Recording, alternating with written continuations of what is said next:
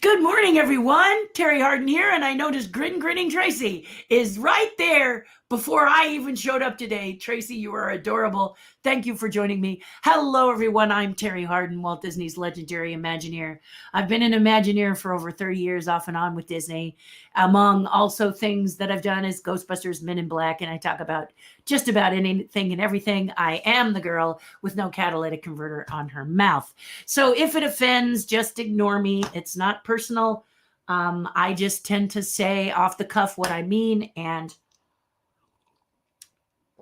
I don't mean it in any way to be mean to you. So give me a grain of salt if I say something that should maybe, I don't know. I'm hoping I won't do it, but just in case.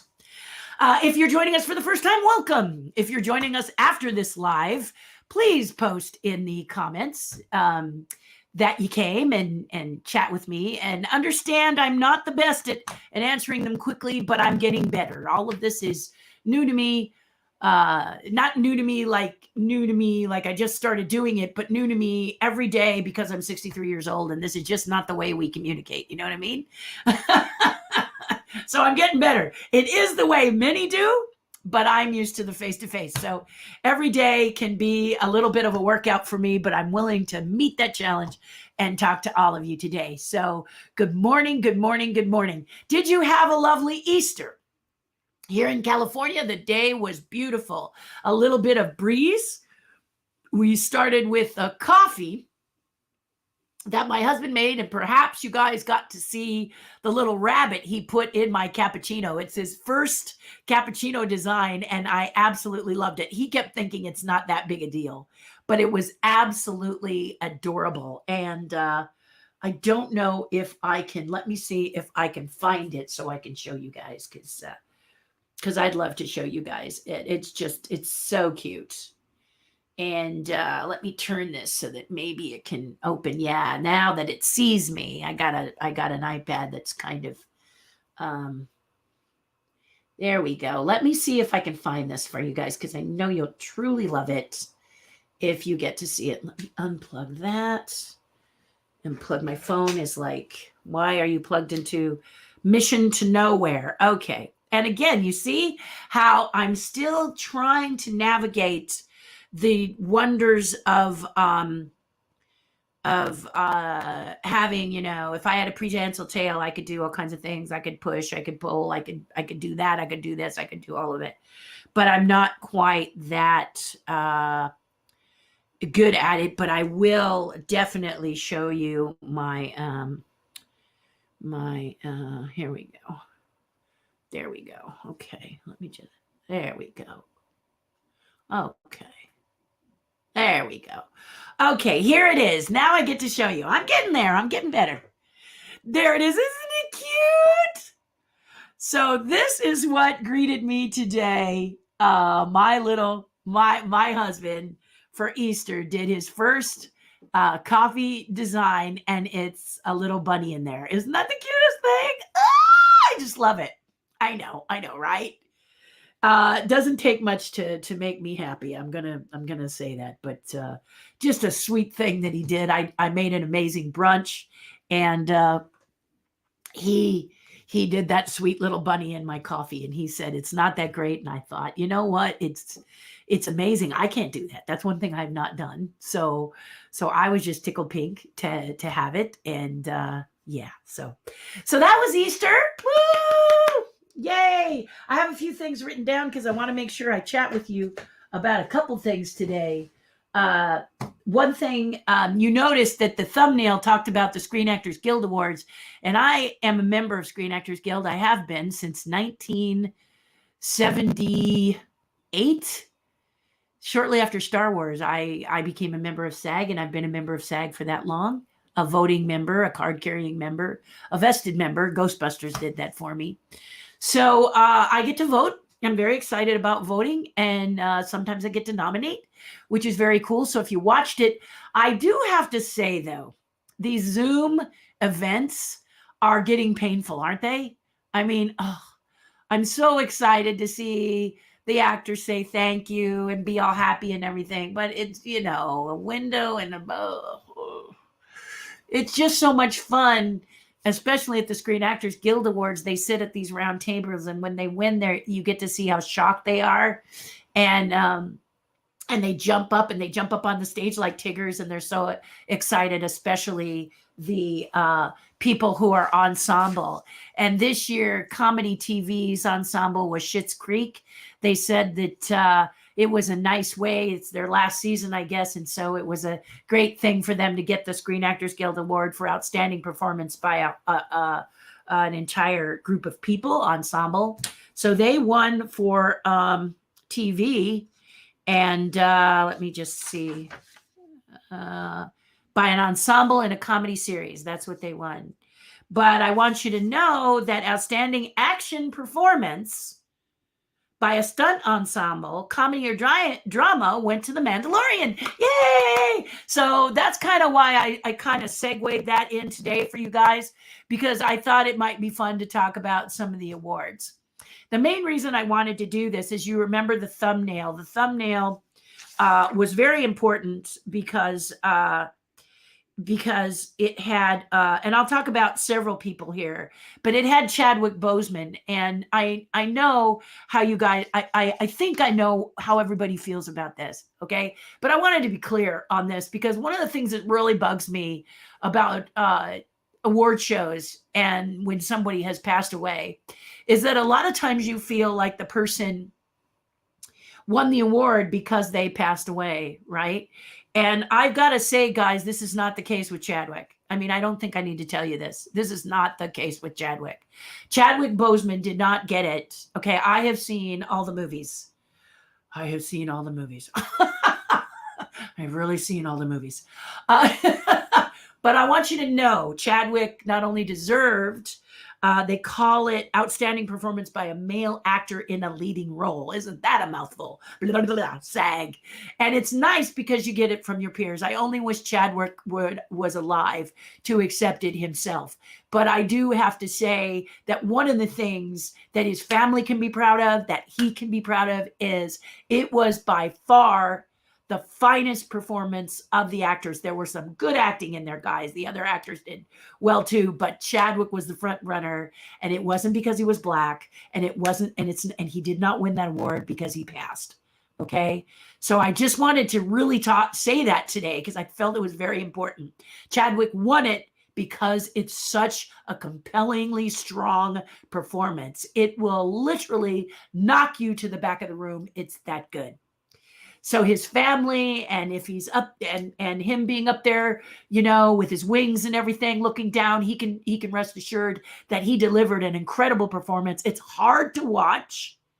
I'm going to warn you, it's not easy, but those kind of performances that get you right here and get you right here, and you're just sobbing because it's just so, you're in the moment. You don't think of it as Chadwick. He disappears into the character. It's just so amazing, and it's standout. So I was more than happy to vote for him because he hit it on every level. And had he been alive, which we all wish he was, correct, he would have still taken that award. And I felt really strongly about saying that today. I thought that really needed to be said. Okay, because sometimes you guys know when you watch the Academy Awards, and you guys know when you watch certain awards, and if the guy passes, you go, oh man, they're going to give it to him because he passed away. And that's not cool either. Okay, I mean, I think it's great, but let's give it to them for their merit. I know you want to honor someone if they passed away, and you're kind of like, wow, we probably should have given them an award at some point during the course of their body of work. You can't give it to everybody, and make a special award. I'm not against that. But I really feel that it should be about your merit. And this year, Chadwick just really nailed it. He just really did a fantastic job. And I wanted to give a shout out to him today. So this is why I'm talking about SAG. But I also want to give a shout out to The Mandalorian, because holy cats, that show is by far one of the most striking, exciting, fabulous, and actually saved my family, which is Star Wars. If it hadn't been for them, I would be really spitting right now, because I'm not real happy with the way the Star Wars franchise has been going. That body of work, it's like my family. And if you love Disney, which I know you do, it's when somebody does a poor Disney movie, it's like It's like it's a personal thing, and it's not personal. Of course it's not, but it does hurt your feelings. It really, really does hurt your feelings. And so I'm excited for the body of work that is forthcoming, because you've got Favreau and his team that he has been selecting, working on it. And I think it's going to think about people like me and you, that Star Wars means more than just being a movie. Star Wars changed my life, and Star Wars is responsible for where I am today. It was the catalyst that lit my gunpowder. And you've heard me say before, I'm the catalyst that can light your gunpowder if you're stuck. But that's what happened, is George Lucas didn't quit. He did this amazing film that became Star Wars and changed my life. And my body of work can be whittled down to that moment when I saw Star Wars. So I felt just super, super strongly today to talk about this. Other winners in the Screen Actors Guild was Viola Davis for the same film, Ma Rainey's Black Bottom, a tough film to watch. I gotta say, I wasn't as impressed with it as many. But again, that's another thing that really blows you away, is when one person can really make you appreciate something that just for some reason isn't resonating with you. And then you go, but wow, look at that. Look at that. Oh, so good. So good. I can't say it enough. The other thing that made me really happy was the performance by a cast in a motion picture, which was The Trial of the Chicago 7. You really need to see this movie. I really thought this movie was amazing. And one of the breakout actors that I thought, well, he's not a breakout actor. He's amazing. But I really didn't think much of him because of Borat and that. But this guy, this Sasha, is not to be looked at lightly. He is an amazing actor. And he's also very sweet and humble. He's always like, I watched when you get to vote on these things, they have what's called Q&As. And this year they were all virtual. So we got to virtually hear from the actors who were involved in all the films. And Sasha during Chicago 7 said he was just happy to work with all these other amazing actors. He was very surprised to be in the same company. And that really surprised me, because Borat, he comes off kind of arrogant, doesn't he? Kind of like someone who you wonder what is the matter with him. Me personally, when I watched the Borat films, I was like, why would he do this? I still don't quite understand those Borat films, but I will tell you, they are bold and they are scary. This last one is very, very scary, because he puts himself in situations, and he also puts an amazing young lady in these situations that could be very dangerous for them. And so I was very frightened. When something has a leg in reality, it's a little scary, and I'd hate for him to be hurt or her to be hurt by any way, because they're going undercover, as you know, if you know these Borat films. So, but Sasha, let's just get off Borat for a minute and get on to Chicago 7. Sasha really brings it, as well as everybody else. But I was just very, very impressed with him. And I'd like to see him more. Seriously, Sasha, I'd love to see you more in these kind of roles where you're able to act and be an actor and not someone who's doing this scary stuff. I think you've done 2 of the Borats. And as you mentioned in the second Borat, that people recognized you. I'm hoping that now you've got to go a different direction and you'll stick with acting. You don't have to take my advice. Who am I, right? But I really do like you when you grab a role and you really go into it like you did in Chicago 7, and the team of Chicago 7. I absolutely loved you guys. I really, really loved you guys. And the movie just really made me feel, and I thought you guys all did a great, great job. One of the things Screen Actors Guild does is also look at television motion pictures, things on Netflix, series, things like I told you, the comedy with Schitt's Creek. It's not my cup of tea. It's something that completely over my head. But the actress who won for Best Actress in a Comedy Series is Catherine O'Hara, and I love her. I absolutely think this is an amazing actress. She was in The Dog Show. I think that Best of Show, which is that really fun movie about people who Christopher Guest, he had this ensemble of people. Catherine was one of them. And they do all these fun things like Waiting for Guffman. Yeah, I think. And my favorite is Best of Show, where she is just absolutely adorable, fun, funny. So I congratulate her as well. But I wanted to point out The Crown, okay? Here is a series that just keeps going, And this year, what blew me away was Gillian Anderson. Okay. Did I say this before? Gillian Anderson, oh my goodness, as Margaret Thatcher. And she won the Screen Actors Guild Award. So well deserved. I mean, oh my goodness. And she was up against some really strong. See, the thing about these awards is they're up against some strong contenders. Any one of them could have won, and we wouldn't have said no. They did. They really are the creme de la creme, and it's because actors choose actors, and that's why it's so special to these actors. But Gillian, oh my lord! I mean, when I first saw her, I didn't see her. I mean, I must have watched her several times because I remember her from X-Files. And in X-Files, don't you kind of feel, I mean, I don't know how you feel. This may not be you, but I kind of felt she was there to bounce off, you know, of the guy, right? So I thought, you know, he was the one that was super quirky and very, very interesting, and she was kind of bland character. Playing bland is hard too. I'm not saying not, but man, this Margaret Thatcher is just wow. And I was just so proud of her, and I was really glad that she won. I voted for her. And then, of course, you've heard me say Ted Lasso, Ted Lasso. So The Crown, Gillian Anderson, amazing, brilliant, fantastic. Congratulations, Gillian. You seriously really brought it home. And then Jason Sudeikis of Ted Lasso, my favorite series of the year. Thank goodness they sent me a DVD. Thank you, SAG. I never would have seen it if you hadn't.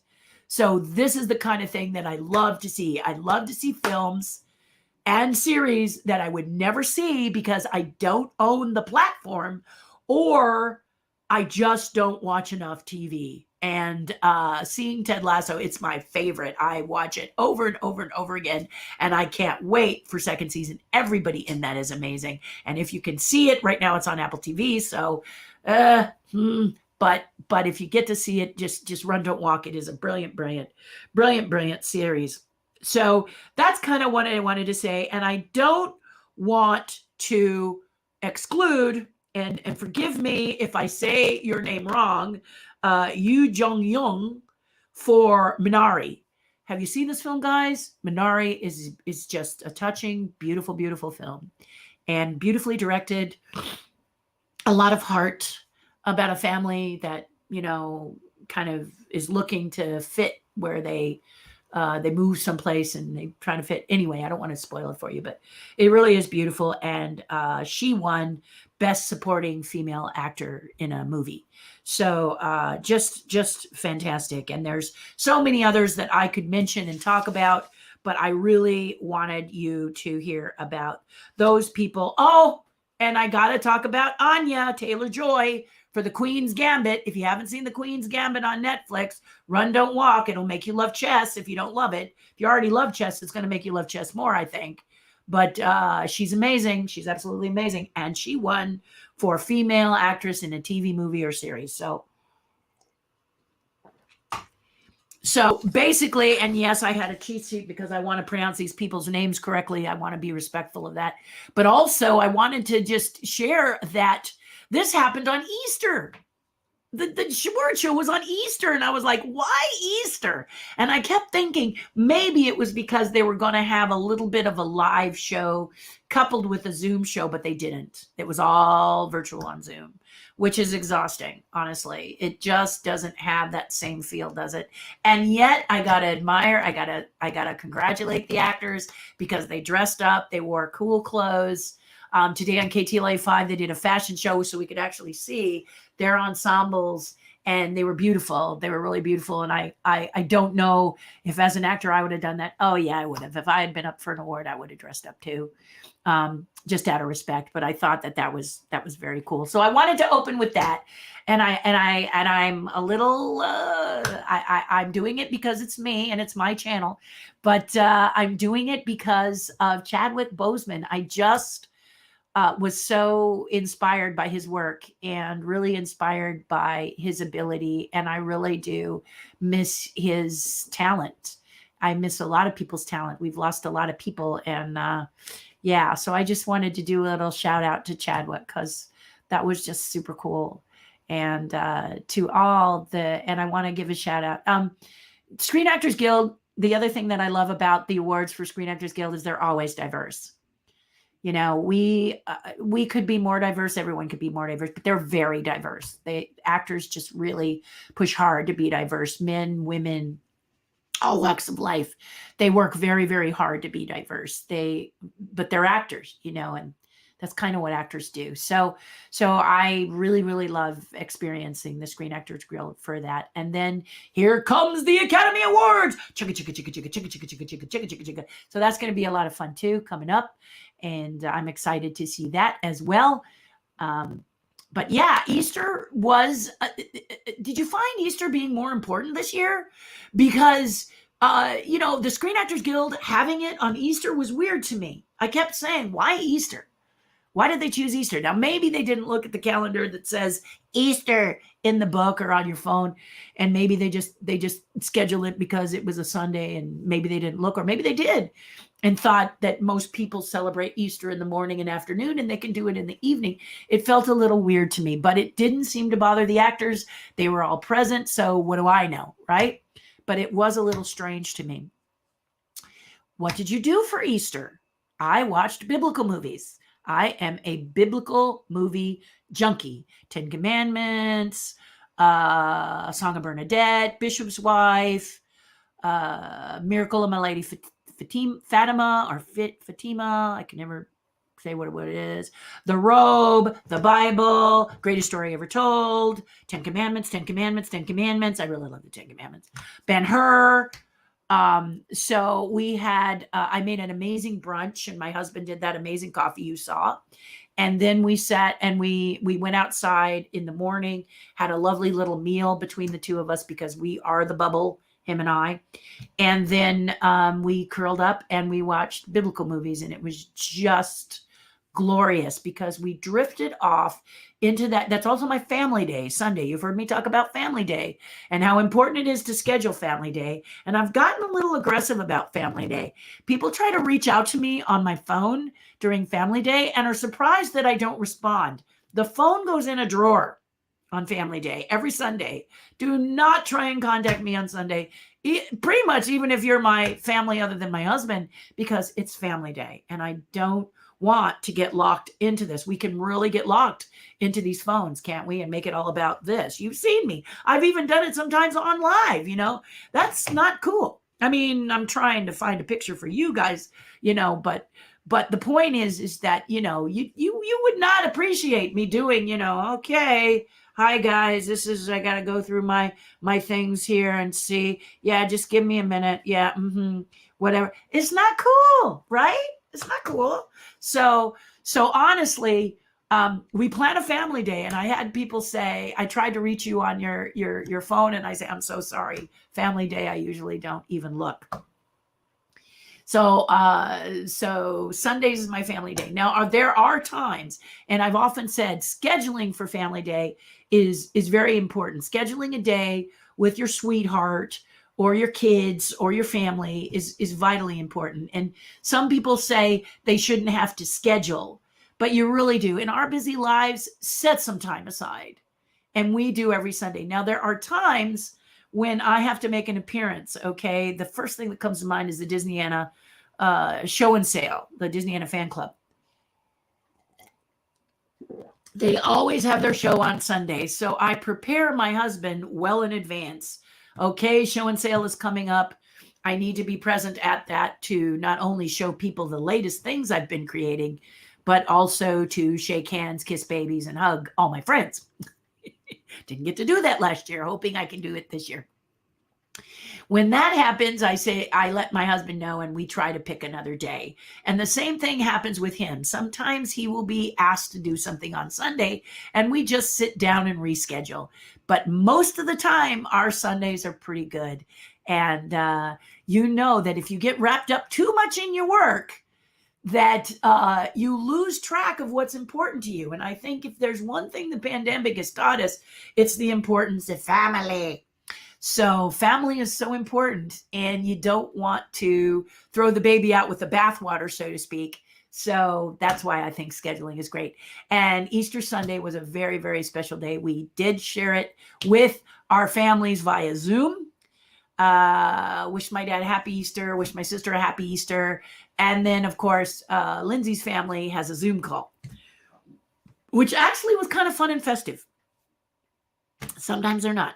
Okay, but this time it was very fun and festive, and we had a good time, and it was special. It was very special.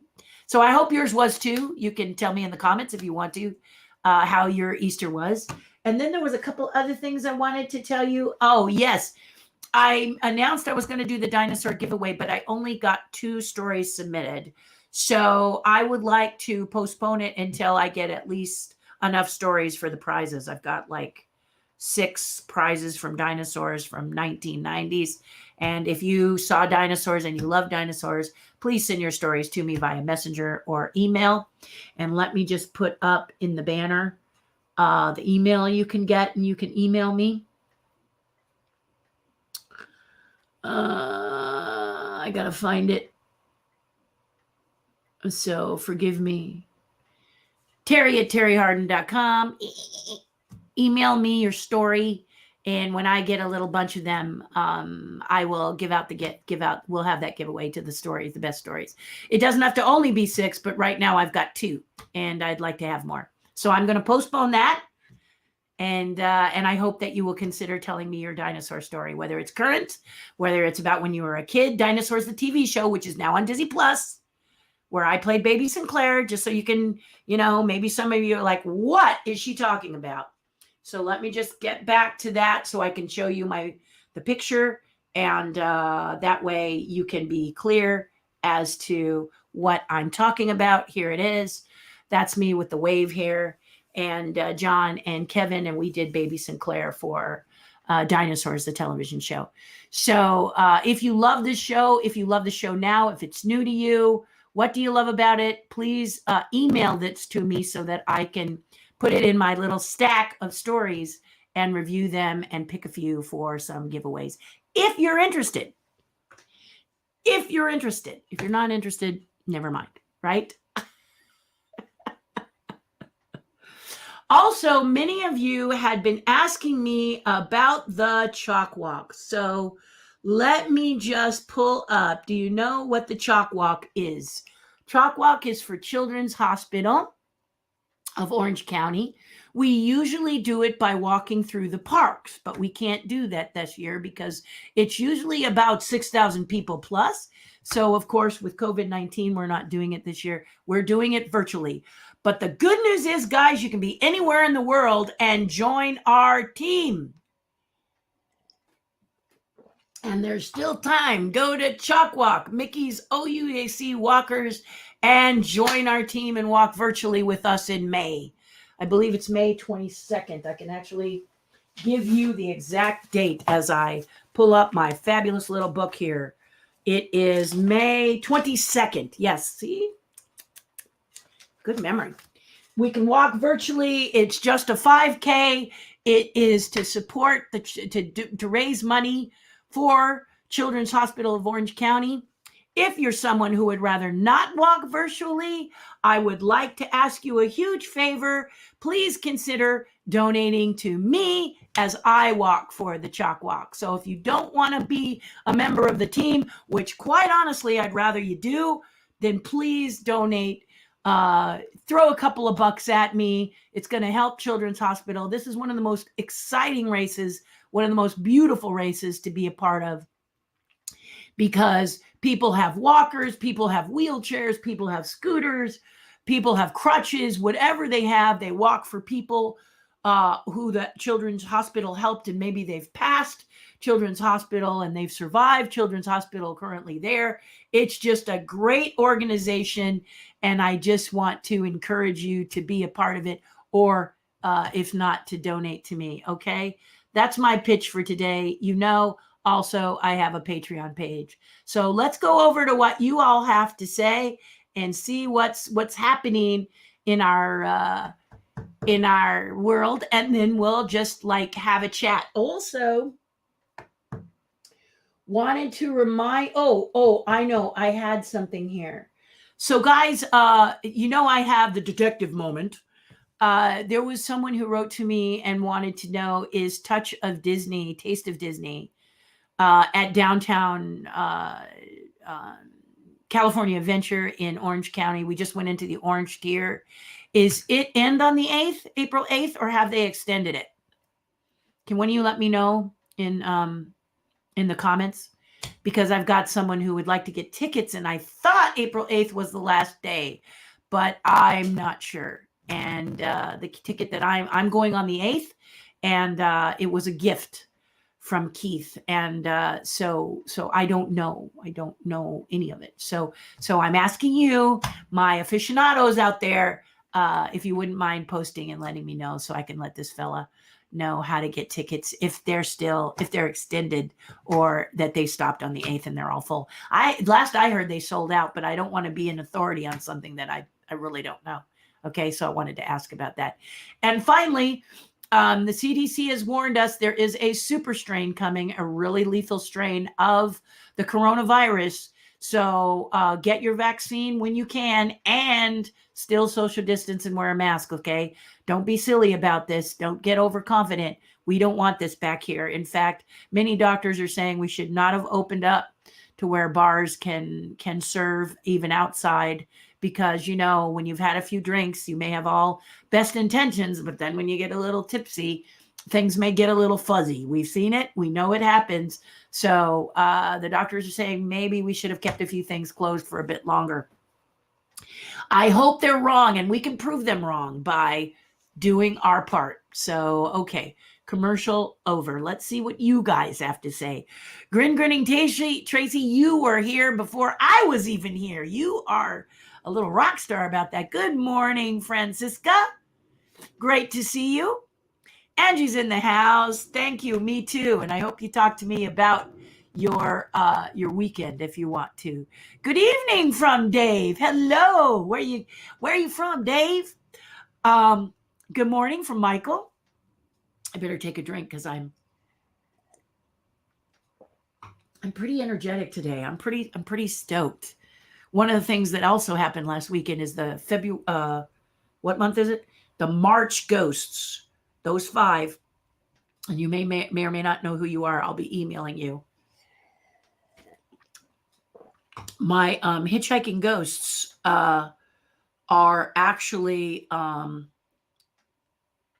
been selling these, and the next 5 illuminating sets finally arrived, and they look good. So I will be begin shipping those out today. Sometimes it takes a little more time because I've got to test them. I've got to make sure they do what they're supposed to, and they're little stinkers. So if you have ordered some ghosts and you are in the March delivery, I will be reaching out to you. And also, if you are due for an April delivery, which of course you notice March is coming in April, and there is a possibility, I'm hoping not, that the April ones may crawl into May, but only by, like, today is the 5th. So I'm sending them out on the 5th. So it's not a big encroachment into April, but I really can't push the manufacturer too hard because these really need to be magnificent. So, but I told him he cannot encroach into the next month too much. And he says he's on point. So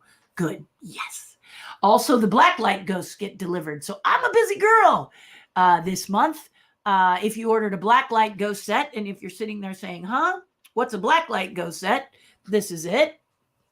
The blacklight ghost set. If you ordered a blacklight ghost set, they will start shipping this month as well. And if you want a set like this, you can go over to my website, terryharden.com, click on online store, and see all that you want, right down to the hitchhiking ghost pin. So yeah, so busy week for me. Busy month for me, I should say, because of all of the shipping that I'm going to be doing. Whew! Finally, it's exciting. I'm excited to get these guys out to their adoptive parents, honestly. So that's pretty cool. So let me go over and keep talking to you guys. Good morning, Michael. Good morning again to Michael Roman. And congratulations, Michael. On my Patreon page, we have a giveaway, and Michael won today. Angie, oh, look at me on YouTube and Facebook. Double the fun. You're getting me in stereo, aren't you? Hi. How are you? You're so funny. You are too much. You are too much. The weather here is all over the place, says Dave. We had snow, rain, sun, stormy wind. Oh my goodness, you have seasons, Dave. We have sun, sun, sun, sun, and I'm always praying for rain. I will say we got some good rain, and our mountains got snow, so a lot of people ran up and skied. And then Mammoth Mountain is not too far from us in California, so a lot of people were running over there to get that skiing in because Mammoth still has quite a bit of snow, they say, and they've been getting some weather too. So those of you who ski, Mammoth is looking really good. And did I mention I built the mammoth? If you've ever been to Mammoth Mountain skiing and you've seen a big woolly mammoth skiing, I built the head for that. Yeah, years ago. They still use my patterns for that. It's amazing. It's, some things never change. Yeah, so there he is. It's kind of a side note, but there you go. Good morning to you. La la la la la. Hi, Bob. How are you? I really hope you guys had a good time. I felt like Easter this year had a lot more, I don't want to say significance because that is the wrong word. People seem to be really into it this year. Usually here in Southern California, when I'm driving on the freeway on a Friday at 5 or 6 o'clock at night, I'm moving like a glacier. You're just pretty much parked. You're hoping you've got a nice audio book or a podcast to listen to or talk radio or music or something because you're going to be in your car for a while. But this time on Friday, I flew home. I was home in 20 minutes, crossed town in 20 minutes. And I knew that there must have been, the news even said that there were a lot of people who most likely started their vacation, left on a Thursday to be with family. And I hope you were safe. I know you guys don't want to, cause this to get any worse. But I think because of the vaccine, this was happening. And that's very interesting. I ordered some groceries from my local grocery store. And when I spoke to my delivery guy, he said it was very slow on Easter Sunday, which is also unusual. A lot of people are usually running and grabbing that last condiment or whatever. And I even remember Easter when we were in the lockdown that it was pretty busy. It was hard to get stuff if you remember last in 2020. So this had great impact, I think, on people. I think people really needed this holiday. I noticed it in my family when we spoke on Zoom. It was just me and my husband live. But when we spoke on Zoom, it felt like it was very, very, it seemed to be something that we all really, really needed. And I thought that was pretty doggone special. So let me know how your Easter was. I usually do like an Easter something, like an Easter ham or an Easter turkey or we ended up making Easter nachos because I was at a loss of what to do for dinner, but I had an amazing brunch. Breakfast is my favorite meal of the day. And so I made this amazing brunch and my husband did the coffee with the little rabbit in it that I showed you in my coffee. And then we watched biblical movies and I thought that was just joyful. Plus we met with our families on Zoom and that was actually pretty nice. But again, like I've said before, it doesn't necessarily, it's a sad replacement. It's great to have, but I'm like you. I think I'm like you in that I'm just eager for all of us to get back together live. So please wear your mask, please social distance, and please be safe because we are all done with this, aren't we? Aren't we like ready to whatever normal's going to be, get back to it? And we would certainly hate for Disney to have to say, no, wait, we got to close. Okay. We don't want that. Okay. So I know I'm kind of preaching to the choir here because y'all are good at it, but I heard about a guy in Florida who just wouldn't let his temperature be taken and he got arrested. I mean, really? Do you really need that? So one, did you really not want to have your temperature tested because you're standing on some sort of ground? I don't know what that is. And I do know that some people don't like their temperature taken on their head, but they can have their temperature taken on their wrist. I did an event where we had to be tested for COVID and they had to test us every day for fever. And my associate didn't want it on his head. So they did his wrist and that was fine. So, maybe there was confusion. He didn't want it on his head, but it turns out he didn't seem to want it anywhere. And he was at Disney. He was in Disney Springs, is that what they call it, down in Florida? And so he was arrested. And to go through all that extra pain just seems not so bright to me. Unless you want to be on the news, then maybe it was worth it. I don't know. But please don't be that guy. Please just try to do your best. It's like running a marathon, which is 26.2 miles, and saying you're not going to finish it at 26 miles, at your 26 mile mark. You just decided that 0.2 isn't worth it. That's how close we are, guys. So it's my obligation being here to just address that, right?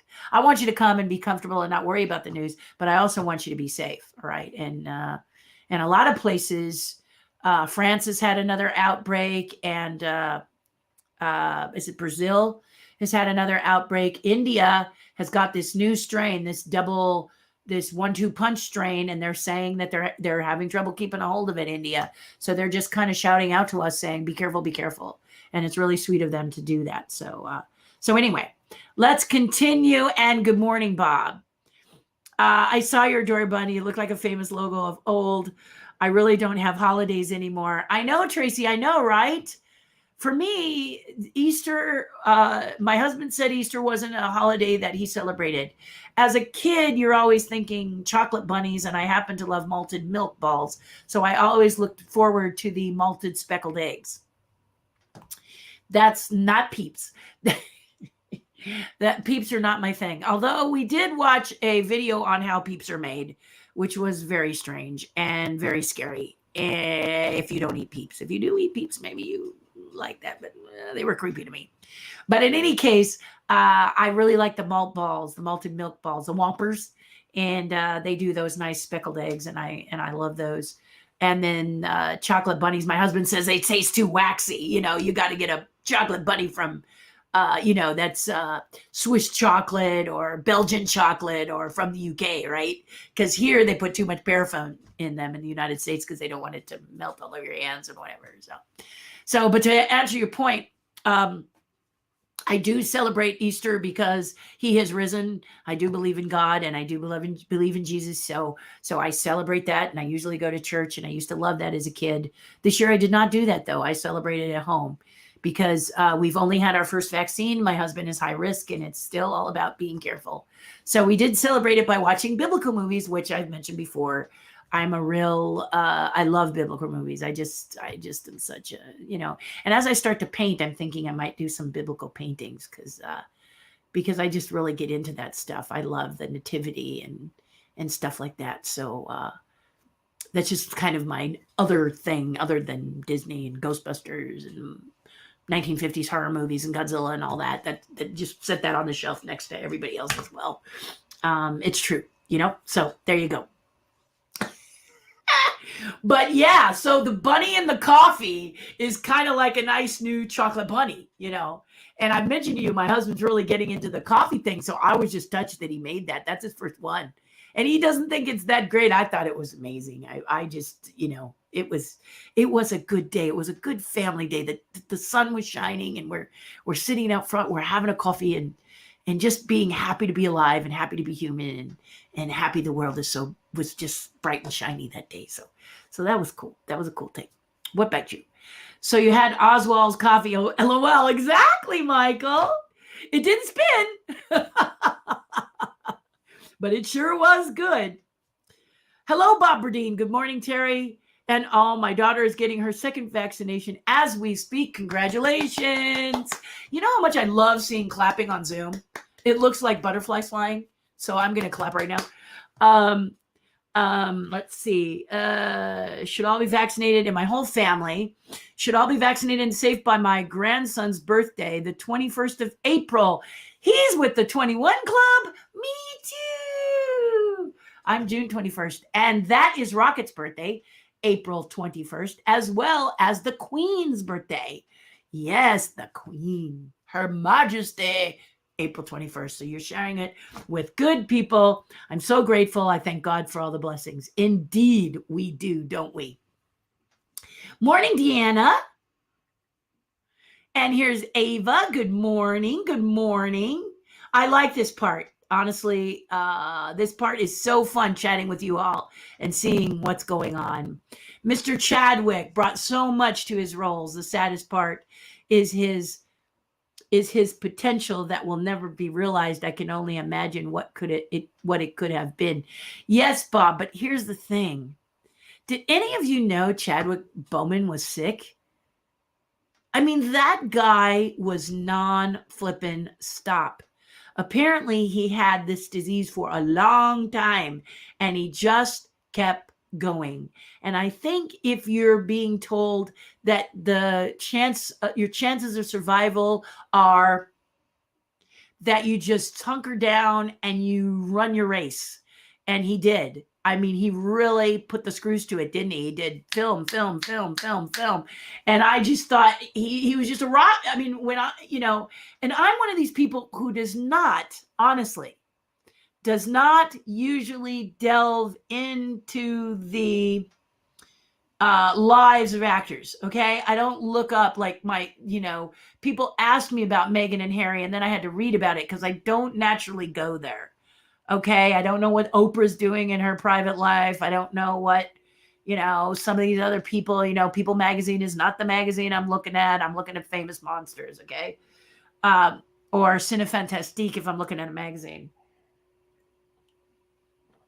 But the point is, or Entrepreneur Magazine or Success Magazine, I'm not really looking at these other magazines. I don't know what's happening on The Bachelor. Shame on me. And I don't know about Dancing with the Stars. These things are not my jam. Doesn't mean if they're your jam that there's anything wrong. But what I'm saying is I had no idea Chadwick was so sick. Maybe you did because you are someone who looks into that stuff. But it was a real shocker for me when I heard he had passed. I knew he was very young and I just couldn't believe it. So as you say, Bob, yeah, his unrealized talent. However, it's being realized in heaven. I believe in heaven. So he's kicking butt in heaven. He is. And now he has wings. So the point is that he did so much down here.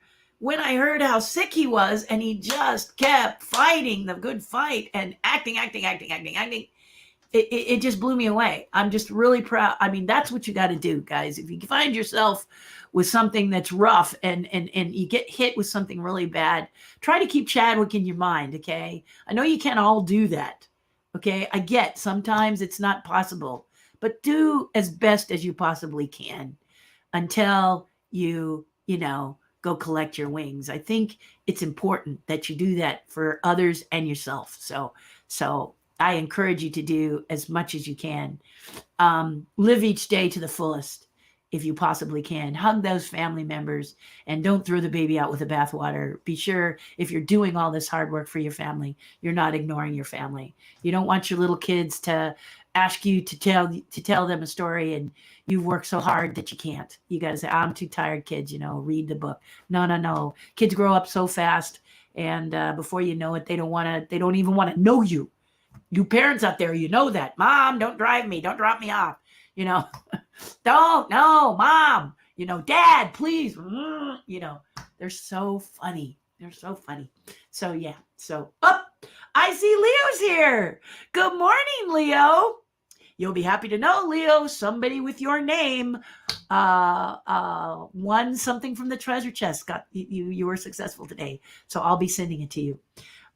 Congratulations. And I hope you are feeling better. Good morning, Bonnie. Yes, Catherine O'Hara was and isn't she? She's very good. The show just isn't my cup of tea. I'm afraid that when I'm watching something, I tend to leave that and watch something else. And I'll tell you something I can't miss. It's so weird because I'm not a sitcom person. The timing is always weird to me. I don't jump into it. Many of you adore Big Bang, and Big Bang Theory was something I thought I was really going to take to, and it right over my head, just didn't do it. Third Rock did, but this did not. And I don't understand it. I don't even bother to say, I don't know why, but it's just that timing in sitcoms and then laugh tracks I don't know. It just didn't work. Now, go to 2.5 Men, which I stumbled upon by accident one day with Charlie Sheen. I'm not a Kutcher fan. I'm a Charlie Sheen fan, so I really just want to watch it with that dynamic because Charlie Sheen is so funny, and we found out that in some cases he can be a real horrible person, didn't we? But then again, I'm watching him for his performances, and I'm just blown away by the dynamic between those three people, right down to the kid that plays the son of his brother.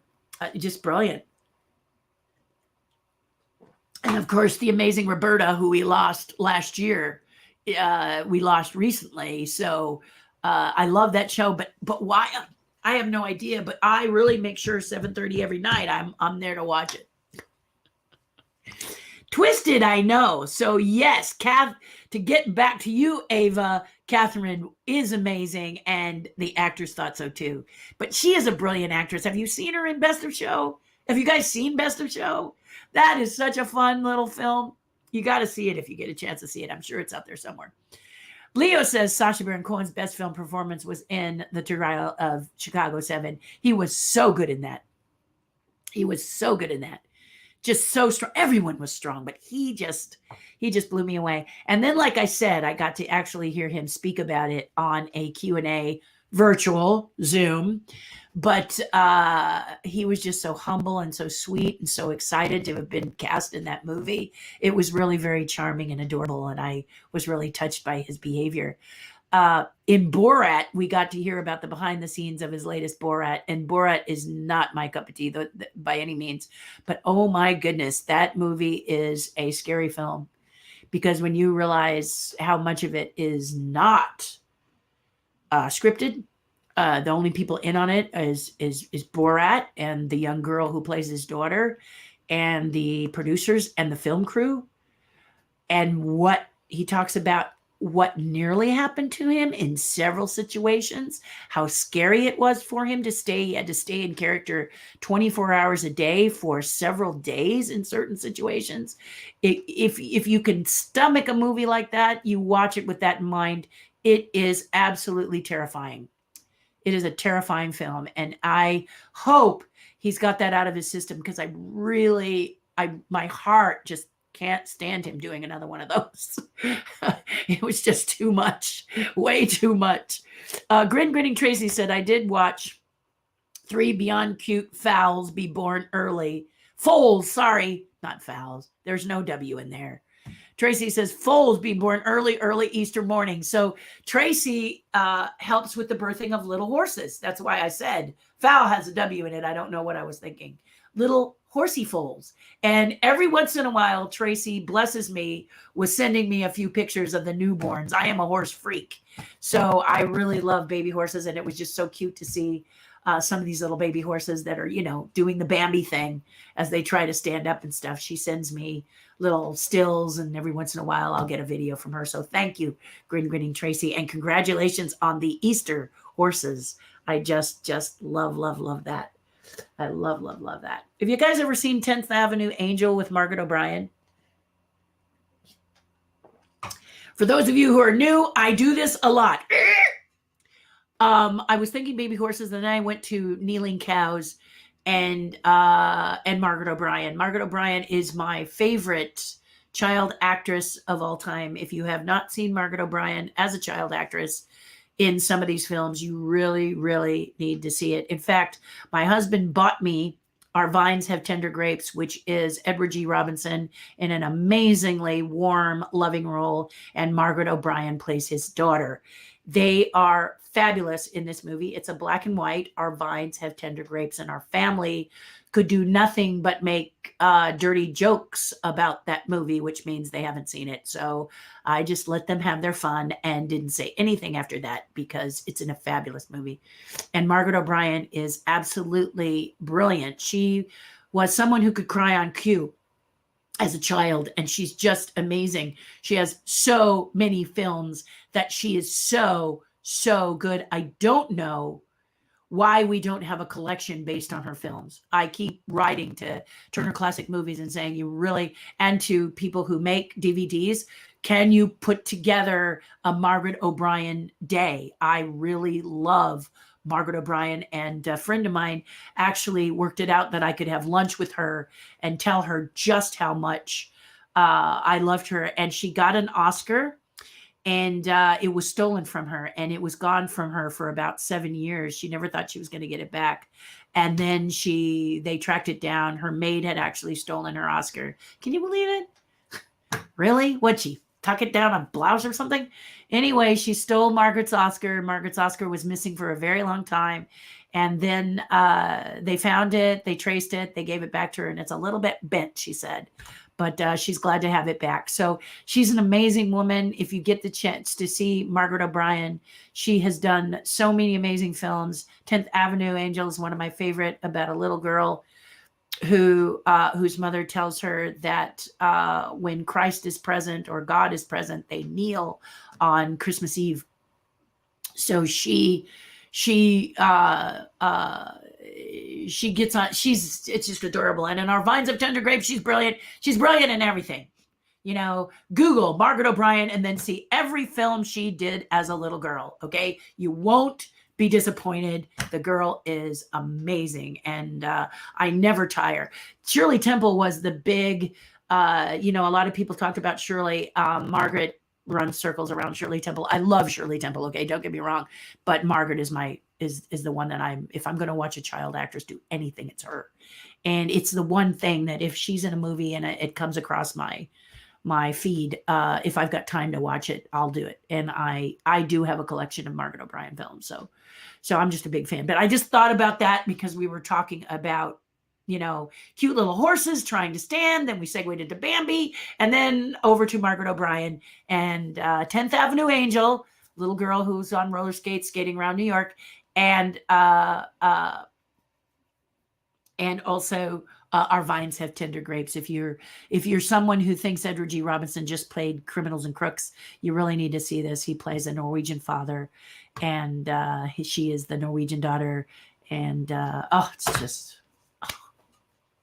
it's just so good. It's just really, really good. There's a ton of movies that are good. In fact, there's one that I absolutely love where she plays a little orphan, and her toy, her blanket, her teddy bear is a hydrogen bomb because she's a victim of the war in London, in Europe, the European wars. So she needs to have her hydrogen bomb around her neck, and she's an orphan. And it's so good. I can't remember the name off the top of my head, but honestly, just Google her and watch every movie. I love her. It was great to be able to tell her at lunch how much I loved her. And I specifically asked her about certain movies because I said, there's a scene where there's just so many scenes where she does these amazing things. And I said, like crying on cue, did you have to think about it? She said, no. She said, I just had this ability ever since I was a little girl, just to cry. So she's wonderful. She gets mad, she gets happy, she's wonderful. Ava says she got her first Pfizer Easter morning. Wow, really? So they did it on Easter Sunday too? Whoa, that's going to be a nice memory, isn't it? I think so.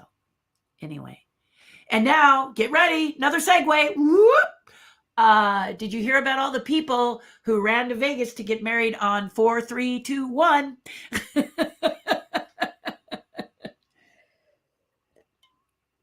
Which was not Easter, but I'm just saying. Saturday, 4-3-2-1. They wanted to get married on 4-3-2-1. Oh, you guys love those numbers, don't you? I hope they social distanced. But I thought that was kind of cute. Meryl, hi from the Villages. Missed you too. I hope we can connect.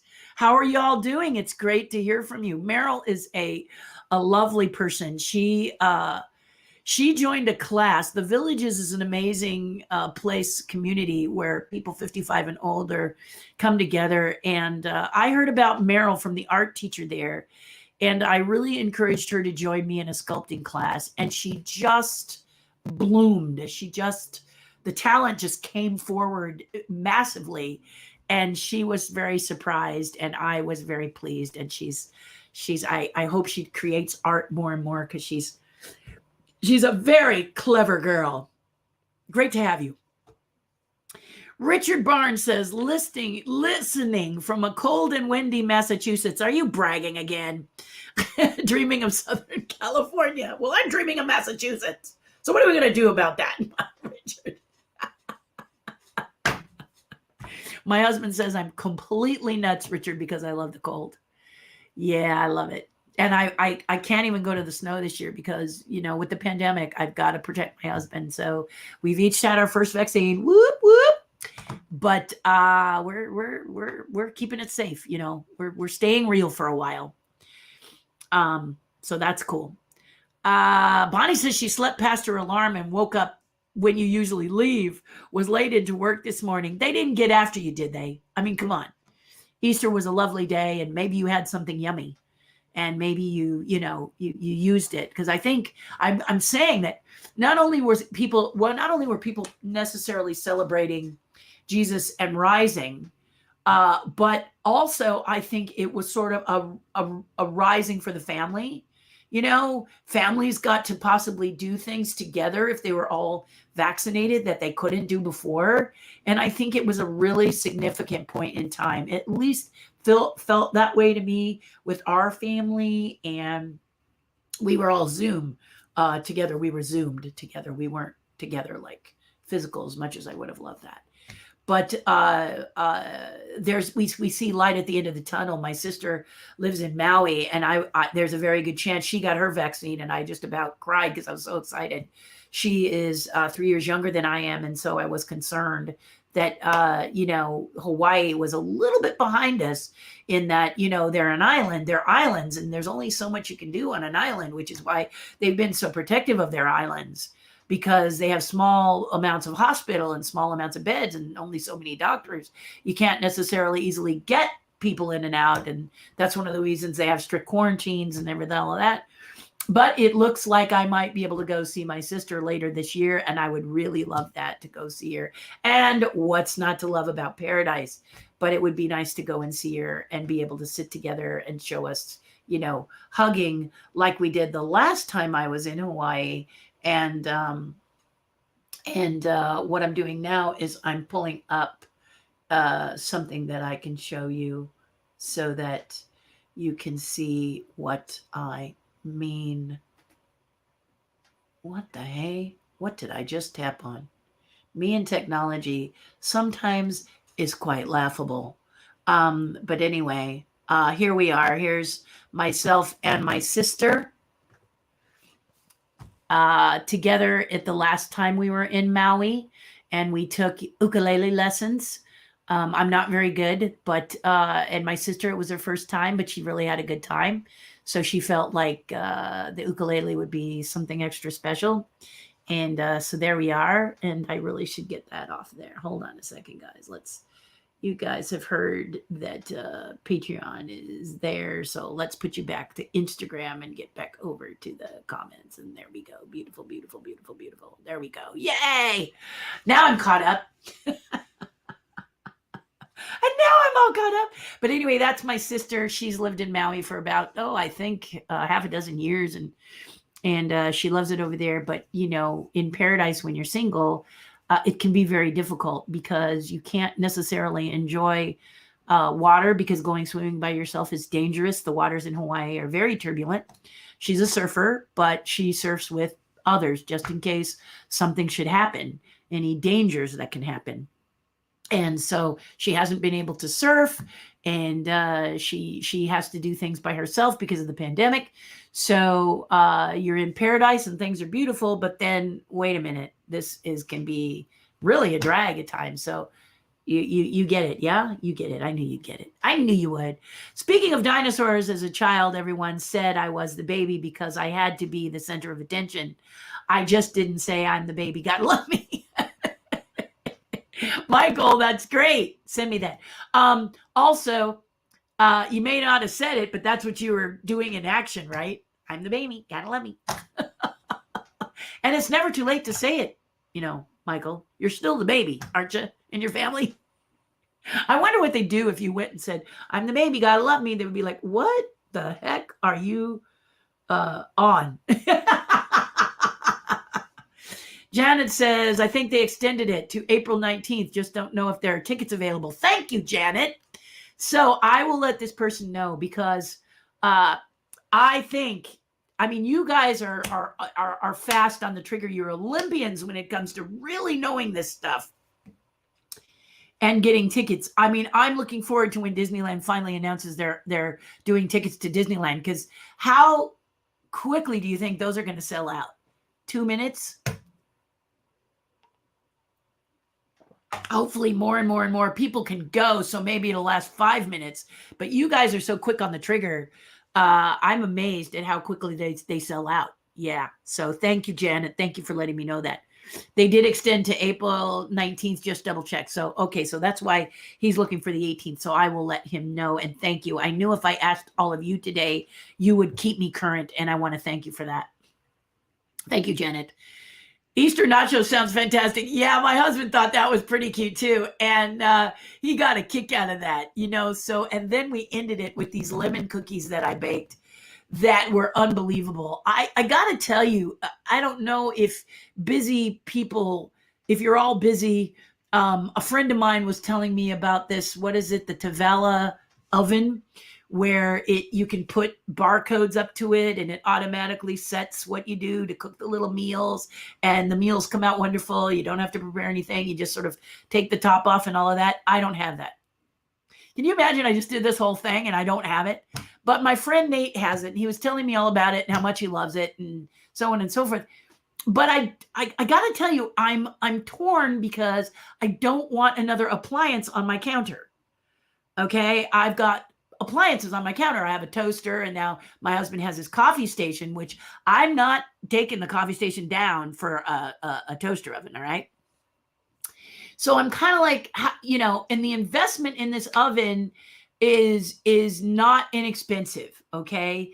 They have ways you can bring the price down, but you have to sign up for meals, their meal plan, which is 6 meals, which is again monthly, right?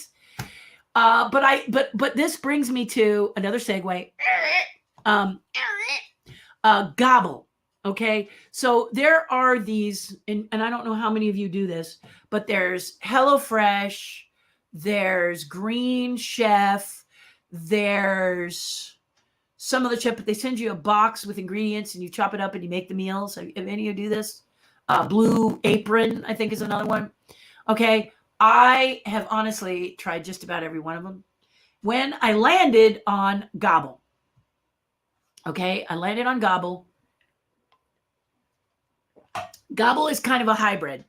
They fix part of the ingredients and they leave some of the ingredients for you to prepare. But it actually takes me about 10 to 20 minutes to prepare the ingredients fresh and have the meal. And oh my God, I love them. I love Gobble. And Gobble is making me say, I don't really want the oven, that Tavala or whatever you call it. It's just the menu doesn't look appetizing to me. And I figure if I'm going to be cooking from a special box or oven, I want it to be something special, because otherwise I'll just pull some ingredients together and cook my own stuff, like the nachos yesterday. That's all for my head. A little ground turkey, a little bit of green bean, a little bit of nachos, cheese, yum, right? But Gobble is amazing. They are pricey, like many of these things are, but when you think about it, my problem is there's only 2 of us, and there's an incredible amount of waste if I don't have a plan like this. So I balanced the waste of having a meal plan like this and Gobble, and I've discovered that Gobble works for us. And though the price per week for 3 meals a week times 2 to me seems a little bit high, just a little bit. If I divide them in half, because they're kind of big portions or whatever, the food is just amazing. It's always an experience. So I think it's worth it. You know, if you figure in gas and you figure in your time and you figure in what you're putting together, you don't have to plan it. Their menu is amazing. I highly recommend you take a peek at it. Again, it's not going to be, you know, $50 a month for 2 people. It's going to be more like 70 or between 70 and 85, you know, a week. So for 2 people for 3 meals. So it's 2 for 6 meals. So 3 different dishes, okay, times 2. So 6 meals, but 3 different dishes is anywhere between 75 and 80 some dollars. So you have to kind of do the math and weigh it, because we are just 2 people. It can be very challenging to feed us. And so you can stop the menu in between, and you can kind of just order it twice a month or whatever. And then, I also have the Herbalife shake, so I don't have to have as much. But it's one of those things that the meals are just exquisite. They're not just meals. There's something very, very special. And so it feels like having a chef without the extra work. So for me, I like it. I just have to really watch the budgeting on it, because it can be pricey. Okay. But it's worth it. It's really worth it. And it's good for you, and it's healthy, and it's just good. It's just great. So I love it. And I'm grateful for it. And yeah, there's times I would postpone for a month if I don't see what I want, or I'll postpone for a couple of weeks, and then it doesn't cost me anything. They don't mind. But they're a great group of people, and the food is amazing. So there's another segue. I agree with Angie. Easter nachos sound yummy. Yeah, my husband just loved it. Because we're watching a movie, and I tried to get myself to eat popcorn, and for the first time, I didn't want popcorn, and so we had nachos. We ate nachos, and then I also made for breakfast, huge brunch. Okay, I did bruschetta with avocado, fresh tomato, a little bit of egg, and pesto. Gobble. I did this amazing brunch. Thank you, Gobble. And then I did, for lunch, I did coconut popcorn shrimp and fresh pears, because my mother-in-law sent us spring pears for Easter. So we ate the fresh pear, and that was our little snack in between. And then for dinner, we had the nachos. So it was kind of an interesting, and again, it was, it was a little cheaty. Sundays are kind of our cheat time. But, I had a lightly salted tortilla chip made by Mission. They're my favorite. And then the cheese, I can't have a low-fat cheese. It just tastes like chalk. So I knew the cheese was going to be enough. So no added salt, no added pepper, no added anything. But then there was a little vegetable, a little tomato, a little onion, and it was just wonderful. And we ended it with 1 lemon cookie apiece. And my husband didn't even eat his lemon cookie. He's going to save it for today for lunch. So, but they were delicious. And the lemon cookies came from, you guessed it, Gobble. So they just have some great, great stuff that, they got so good. Really good. My mouth is watering. What is the matter with that? So thank you, Tracy. Thank you. The guy in Florida seemed to think he was entitled because he spent money. Rules are rules. Not sure why so many want to fight it. Don't like it. Don't go. Yeah. What? There's just some people that really don't want to flow down the river. Any of you been to the Alani in Hawaii, in Honolulu? The Disney Hotel? I'm not kidding. I'm not going to tell you it's not expensive. It's expensive. But some of you have the Disney Vacation Club, right? And you go with points. They have a thing called the lazy river, where you sit in an inner tube and you just float. You just float in an inner tube for hours. It's really nice. And so many people are content to float on the lazy river. Doesn't go fast. You just float and relax and talk to your friends. And then there's people who just can't float. They just won't float. They got to jump up and down. They got to kick, splash, push people out of the way. And then the people watching go, look, if you're going to do that, there's a thing called the swimming pool. Go do that. But, there's always someone who just can't seem, they want to disrupt in an area that's not necessarily a place you want to disrupt. I'm sure there's lots of places you can push the envelope if you want. But why Disney Springs and Disneyland and Disney, But then my mentor and good friend, and I love everything that he's ever written, Jim Rohn, the greatest speaker in the world who passed in 2009, says sometimes you just don't ask why. It will boggle the mind if you ask why. So thank you, Angie, for that. Watched Ghostbusters yesterday. We were there's Terry. My ears were buzzing too. Mike, thank you. In fact, Mike, I need to check something here.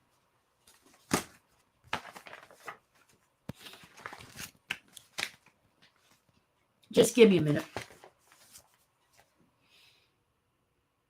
Yeah, Mike, I think you won in the treasure chest today, so you'll be getting something. Just heads up.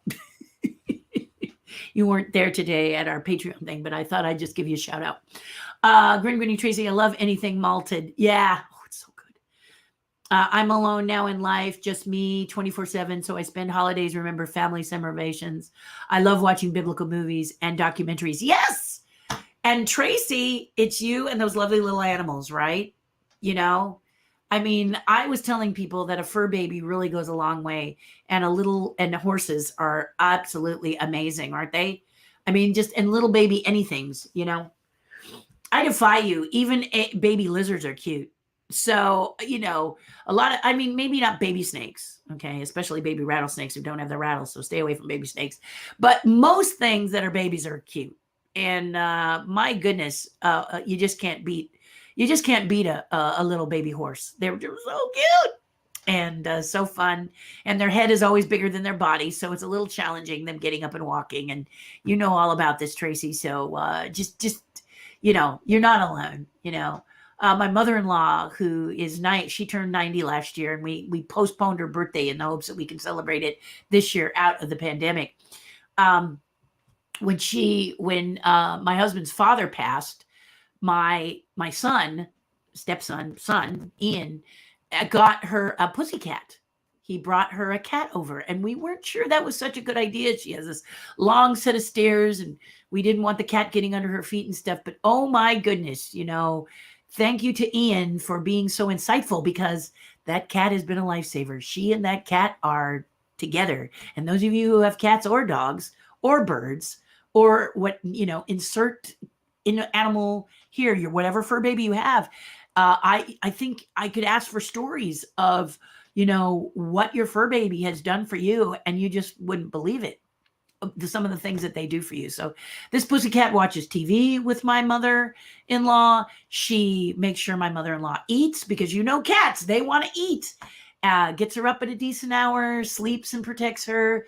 Lovely, lovely pussycat. Her name is Bashful, and a lot of times she'll be bashful with other people, but she just loves Lindsay's mother. And we're always hearing wonderful bashful stories. And I'm really, really grateful to my son for forward thinking and getting her one before the pandemic, you know, not knowing about the pandemic, but realizing, you know, that cat has been a godsend, seriously. And in my world, my little dog Rocket is a brilliant little godsend as well, because Rocket is one of these little dogs. And I don't have a current picture on my iPad. I really need to get a current picture, but I will show you one when she was just a peanut. This is when I got her. She's a rescue. This is my little dog Rocket. She's only 7 pounds now. There she's about 3 pounds. But she is just a lovely, lovely little creature. And what she does is, when my husband doesn't rest, she will herd him from his office, if he's home, into the bedroom, and then she makes him sit on the bed, and then he picks her up and puts her on the bed, and then she stands on his chest and looks him straight in the eye, and he knows he has to rest. She decides he's doing too much and he needs to rest, so she gives him this face, you know. And you know, it's funny because we have recliners in our bed, but that's not good enough. She wants him laying down. You know, she's like, you get on that bed and you lay down because it's time for a nap. She's a super nurse. So fur babies rock. So honestly, you've got great little people that take a look at you and take care of you. 1 year for Easter, my mom gave me 2 baby ducklings. I raised them and had them for years. Oh, how driven! Whoa! Ducklings are the best, are they not? Are they not just the sweetest little beings? Oh my goodness. Oh, are they as fun when they get bigger, when they're big ducks? I've never owned ducks, but I've seen people who love ducks. In Indiana, my best friend's mother-in-law got a pair of geese. Was it geese she got? Yeah, she got two geese. And she just was mad for them, and they were mad for her. She had had all kinds of animals through her life, this mother-in-law. But when she went to Indiana and she had these two geese, she could not stop talking about how wonderful they were and how much fun she had and how they followed her everywhere. So ducks and geese, I think birds are amazing, aren't they? Yes. Wow. There was a magician friend of mine who had an African gray parrot, and he was the cutest thing because this African gray parrot was a lot like Polly. Have you seen the movie Polly? Paulie? It's Tony Shalhoub's first film. If you haven't seen it, find it. It's about a little parrot. You're going to love it. Trust me, you're going to love it. Watch it with your children. You're going to love it, okay? It's an amazing movie. If you haven't seen Polly, Run, Don't Walk, make this your movie. Buy the DVD. Trust me, you're going to love it. But he had an African gray parrot, and when I went to visit him, he did magic tricks with this African gray. But the African gray was underneath the little, you know how in the bird cage you put the little thing over so that they can sleep. And I went over in the morning because we were going to drive to something. He's also a puppeteer, and we were going to go do a Muppet thing or something. I don't even remember what it was we were going to do. But the bird was like, hey, get this off me. It's morning. Where's my supper? Where's my food? I mean, he just, hey, where is it? Oh gosh, it was so cute. It was really cute. It's really funny. And my neighbor had those little parakeets, the little cute little gray with the yellow and the orange. And I used to go visit her, and the bird learned my laugh. So the bird would laugh all the time. And she says, it's like having you at home at my house. My neighbor Wendy, she used to raise these little parakeets, and this one just decided to duplicate my laugh. And she said it was so weird because out of nowhere, this bird would do my laugh. And it was pretty funny.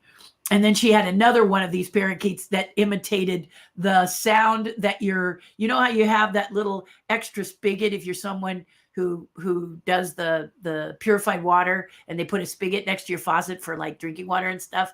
Well, when the filter would go bad, it would go, ee, ee.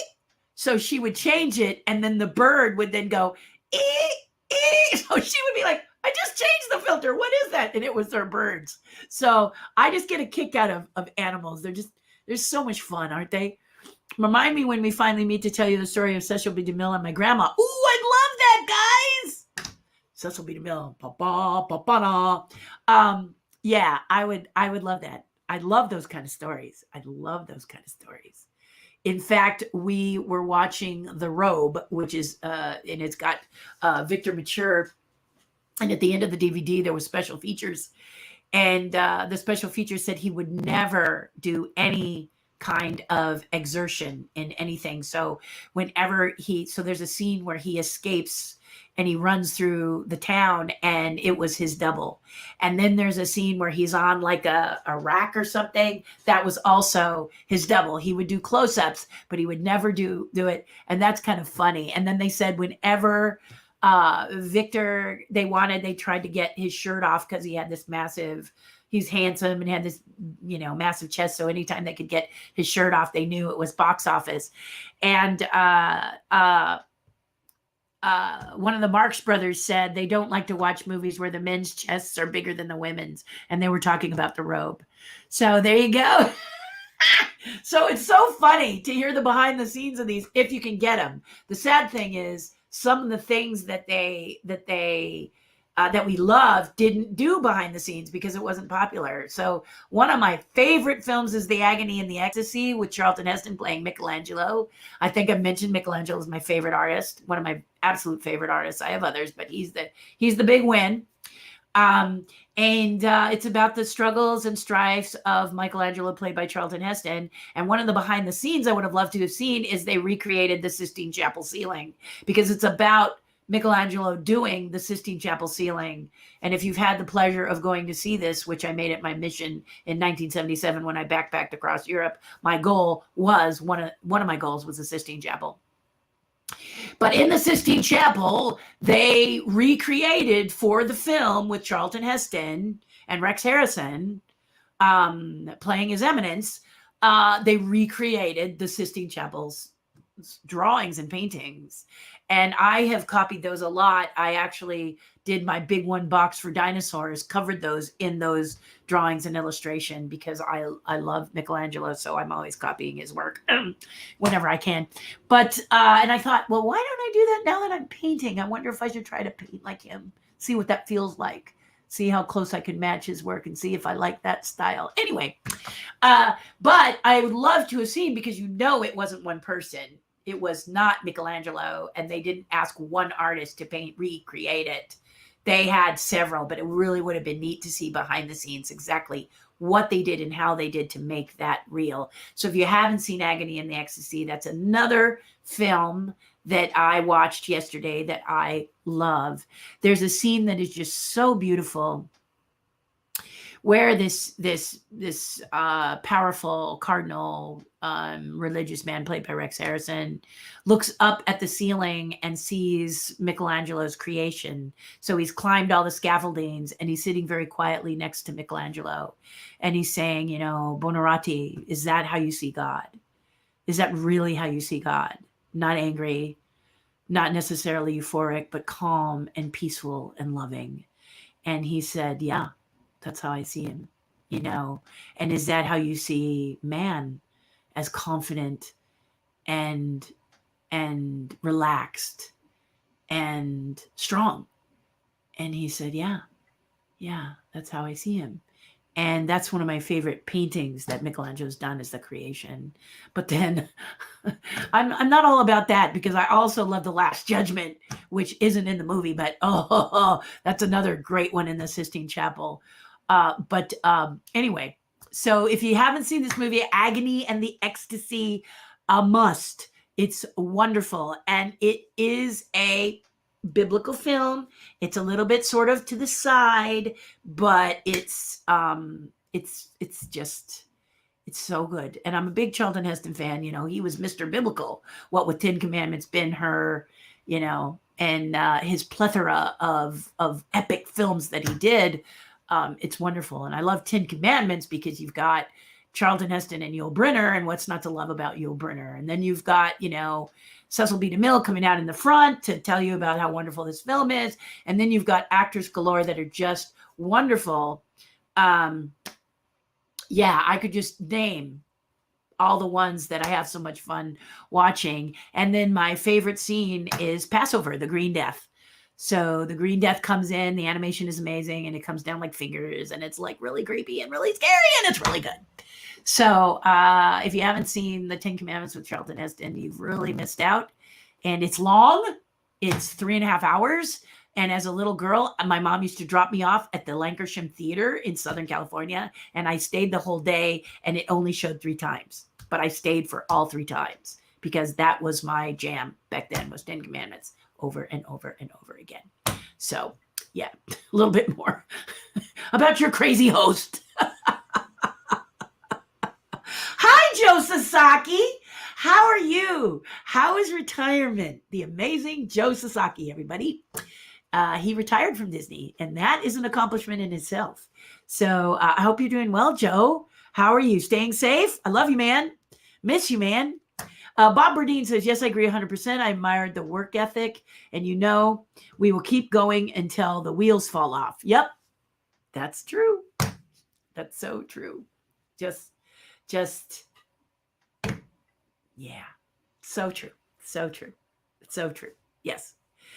Good sitcom, Supernatural on Netflix.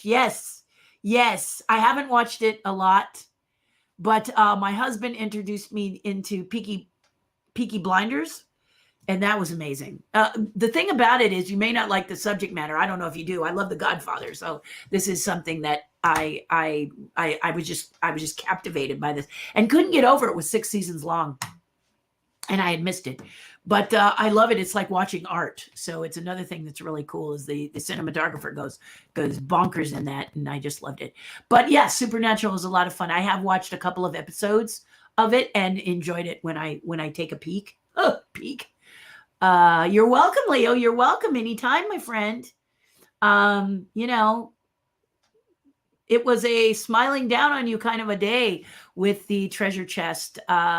Greg Greason, who had just been wanting that Star Wars pin that I had, he actually won it today. So he has been doing some serious praying, I think. But he got it today. So that's good. I'm happy.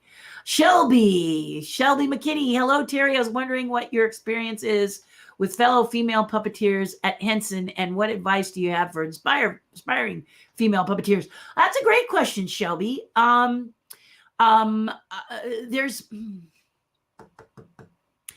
There are more female puppeteers now than there were when I was around. There were only 2 other women, mainly when I did my body of work. And gosh, during Dinosaurs, it was me and Julianne Busher. We had a suit performer named Star Townsend. But we didn't have a lot of women when we were doing it. Women 3 to every 30 men back in that time. And now we have a few more. There's quite a few more. A lot came from Sesame Street, New York. Alice Deneen, who Alice may have a different last name. So Alice, if I said your name wrong, I'm sorry. Lots of different women. And sometimes, what can you say? You're a family. So the best way I can answer that is sometimes we would have challenges, and other times we would not have challenges. So for example, when I was doing Country Bears, Julianne Busher and Julianne was Tennessee Bear. She did the face for Tennessee Bear, and Jody was inside the suit of Tennessee Bear. And then my friend Denise was inside the suit of Trixie Bear, and I was the face articulation for Trixie Bear. And we, as a team, the 4 of us were in rehearsal. And I remember that we said very strongly that the people who had written the script told us that they were going to do this, what we, the 4 of us, felt was a cheesy montage of Trixie and Tennessee running through some field of weeds with scarf flying and lipstick and eyeshadow on the bears and stuff. And we just like, blah. So we decided to work really hard, the 4 of us, and make the sequence where Tennessee and Trixie meet at a nightclub be so emotionally strong and poignant that they would not cut from us, because they felt that as puppeteers, they were kind of deciding before seeing us that we wouldn't be able to emote so strongly. So they wanted to cut with this cheesy scene. When you watch the Country Bears, they do not cut, because this team of 4 people really kicked it out of the park. So much so that Bonnie Raitt and Don Henley, who did the voices, flipped over us. And it was very, very well worth it. Yeah, we worked very hard as puppeteers, because sometimes as a puppeteer, male or female, you're judged. And you're judged that you can't do voices, which is just lunacy. And you're judged that I'm just looking to see if I have one of us doing our Country Bear stuff. Yeah. Here we go. I want to show you this because it's very special. This is super special right here. Give you a couple of pictures here that you can see. Okay.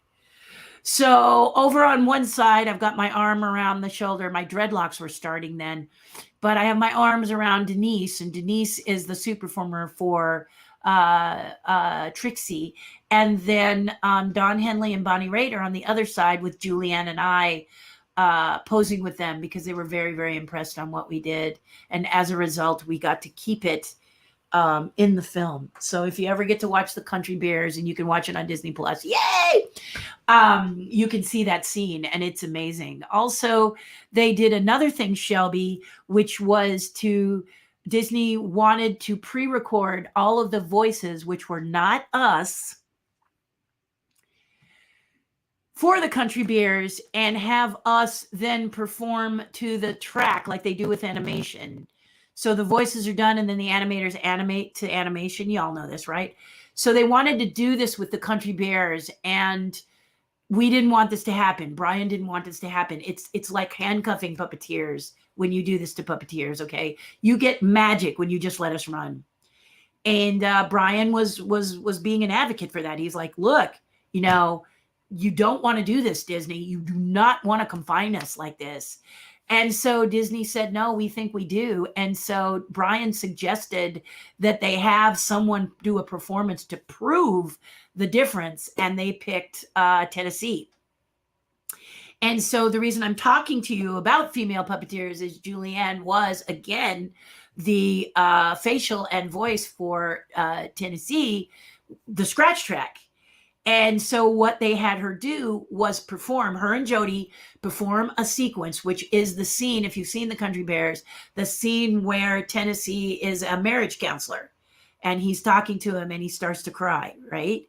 And so they had the voiceover person do it. Now, as a voiceover person, Julianne does voices. I do voices. Bruce Lanoyle does voices. We're puppeteers, so we all are also voiceover artists, okay? We just happen to have another talent, okay? So I've done a lot of voices. I still do a lot of voices. I was the voice for San Diego tourism for 3.5 years. So it's not like we don't do it. This is why with Disney, it's like Disney would say, we want real voiceover people. That's baloney. Okay. A puppeteer is a real voiceover person, just so you know. So female in the beginning, if a woman was cast as a puppeteer, it was because they wanted her voice. Then Jim Henson came to town. He blew that out of the water as he cast us all. Okay, no gender differentiation. If you were a good puppeteer, Jim put you in his ensemble. Okay, that was the beauty of it. So there were a lot of females in the Henson, but Jim was always looking for more women. He wanted more balance, and he had very diverse groups of people. Jim was a rock star and is a rock star. So it was really cool to work with Jim Henson, and it is still really cool to work with Jim Henson because you've got so many different people. It's not a man's world there. It's everybody's, we're as diverse as the puppets is what I'm trying to say. And so Julianne was given the task of first she and Jody doing it to a pre-recorded voice track, which she did. But then she also did one where she and Jody did their own take on the same scene. And the scene you see in the movie is the one that Julianne did in order to convince Disney, you want to leave us alone. And they did. And they let us do it first. And then the voices were brought in after to match their voices to our scratch track. So to answer your question, it was wonderful. It's fun. And if you're an aspiring female puppeteer, let me bring it home now. Whoop, whoop. Because you asked the question, what do you do as an aspiring puppeteer? Do a show. Yep, do a show. You have this little thing that you see here called social media. And when I was a puppeteer, when I first started puppeteering, it was back in before 1980. Okay. I landed my first gig in 1978. And we didn't have computers. If we did, they were huge. You couldn't get near them. We didn't have social media. We didn't have DVDs. We barely had VHS, right? So you had to take your portfolio around. You had to audition. And if you had a show idea, you had to pitch it. Okay. Very hard to get in to pitch it to a network or a movie thing. Okay. Hard. Now with social media, all you do is draw a line in the sand. You write yourself a script. You do a little show. Okay. Seriously, that's what you do. Male or female. Doesn't matter. Just do a show. Just make a show. And as you make a show, you share your dream. Okay. So Shelby, you would write a script or create a character, have it built. I build them or build them. I teach building them. And then just saying, and then your little character does stuff. You go on social media, you create a YouTube channel with you and your character, maybe do a show, doesn't have to be long. and you do something with it. What do you envision? What would your show be if you were the producer and you were the actor? Okay. Mm-hmm. There's a great show that I'm surprised. Well, she's up for Academy Award. Oh, just give me 1 second. See what I mean? This is the thing I was talking about Bruce Lanoil, and he just wrote me and told me he was working on a new thing, which is good. Yay, go Bruce. And chances are others are too. But anyway, my point is this: you just do a show. In fact, I'm thinking of doing a little puppet show. Or you get with people that are like-minded and you create a show together. Okay. My mentor and I did a great puppet for Bon Jovi. A long time ago, we did a little Bon Jovi puppet for him. And then I don't know whatever happened to that little Bon Jovi puppet, but 3 of us performed it. And we did a couple of music video type tests for it.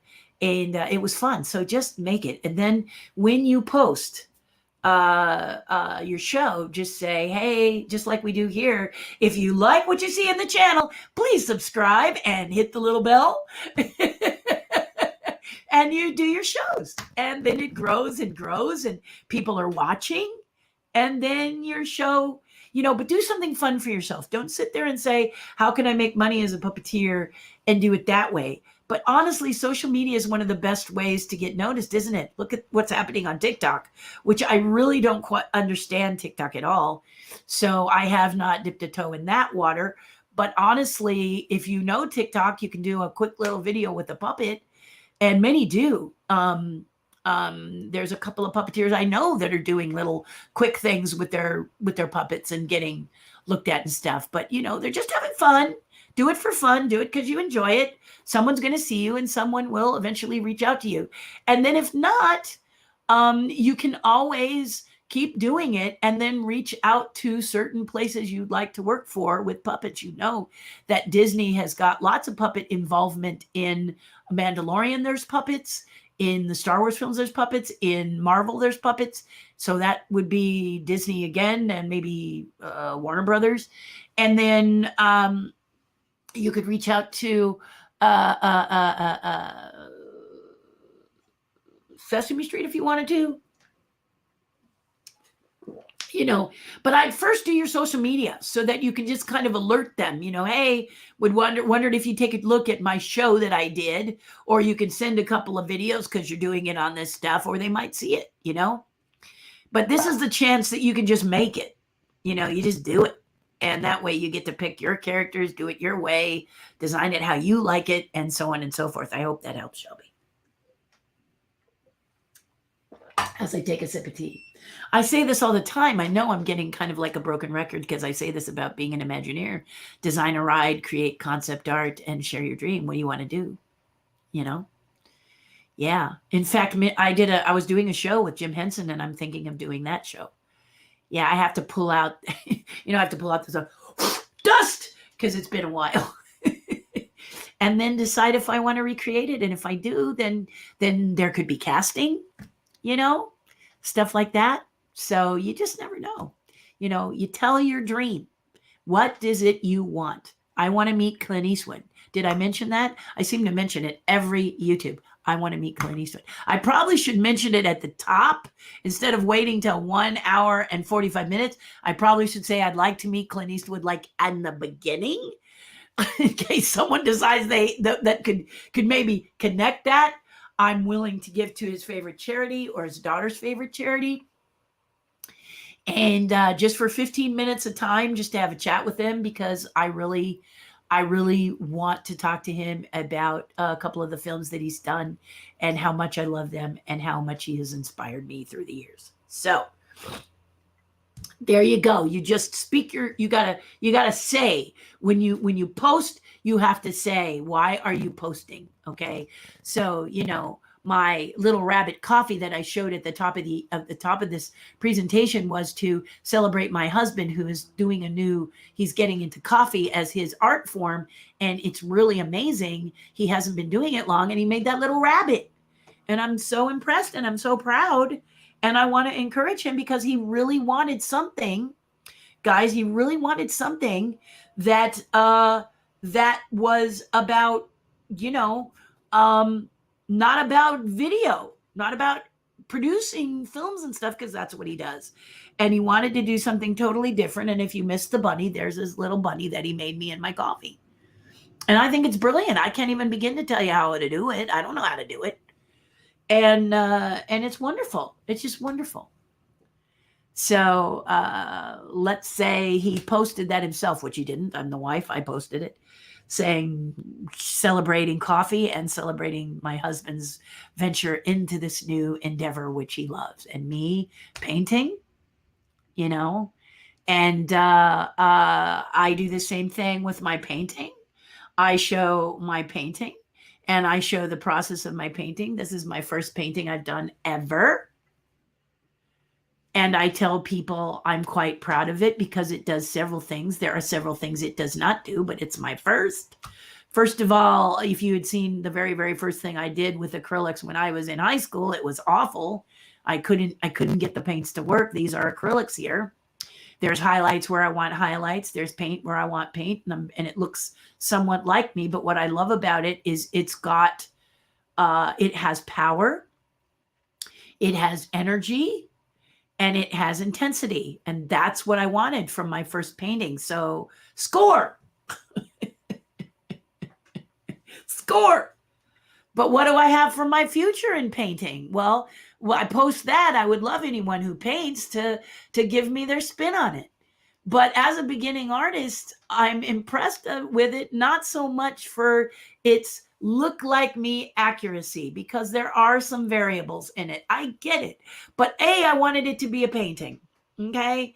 B, I wanted it to look somewhat like me if I was lucky. But most important, I wanted to feel like I was starting to understand acrylic paint, no matter what I did. And those were the things that I dream about. And now that I move forward, I would love painters to give me their spin on it, their thoughts. If they want to share with me a couple of things about acrylics, if they want to talk to me about a stretched canvas in cotton that's pre-stretched versus a cotton, one that it's just the fabric. Okay.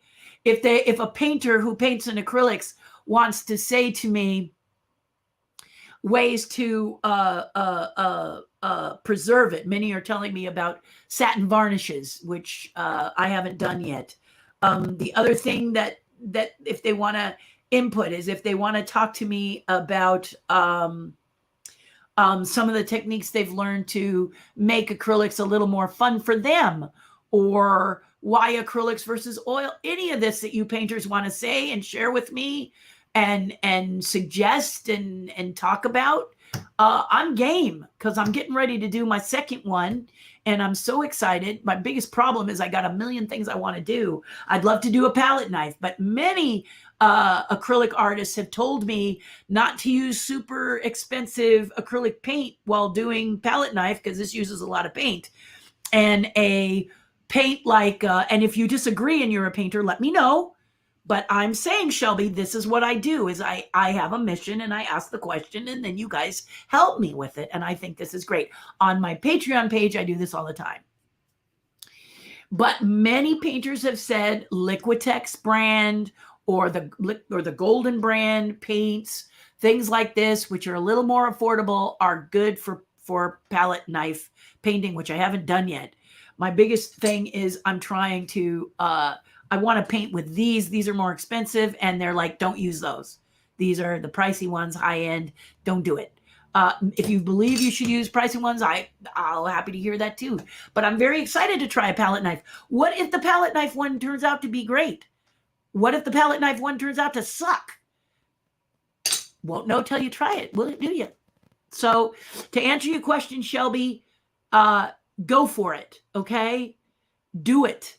Make it. Create it. Don't wait anymore. Don't wait anymore, okay? Just jump in, dive in. And if you need any help from me, you know where I am. Okay? Because that's the best way to do it, is to just do it. Painters say paint. Sketchers say sketch. Actors say act.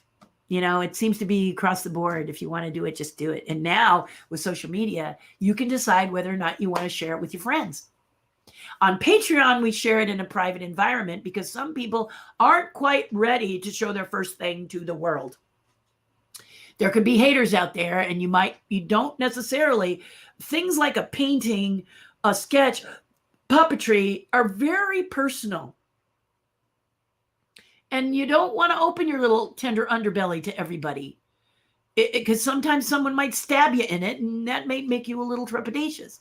So the nice thing about my Patreon page is that we do it privately and we discuss it with support, but we also get constructive. And we have amazing painters in there. We have amazing people in there. People who have been shown in galleries and museums. Well, I've been shown in a gallery and museum, but not my painting, but my sculpture. But I digress again. So the point is, that's the point, okay, is just do it, sweetie. And if you need some help with it, you just let me know, okay?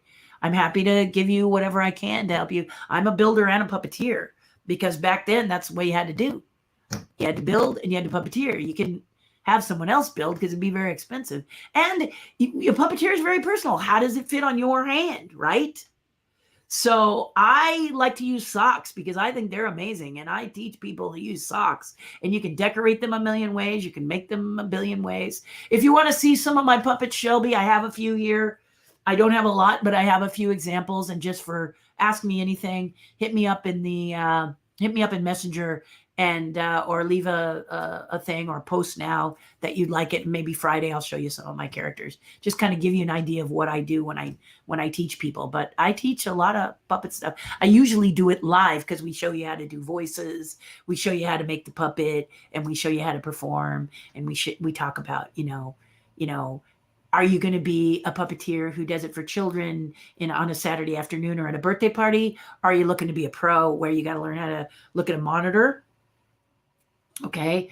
In the case of, oh, good, the ocean is here. In the case of professional, there's so many different areas that you could be doing this. So, for example, are you someone who's going to do it as a hobby? Is it something that you want to do super professionally? So you're going to go up into Ghostbusters? I really fell into that, which is not the answer you want to hear. But it's the truth. But I worked out, made sure I was strong, and I just happened to be in the right place at the right time. And I'm very aggressive. I never give up.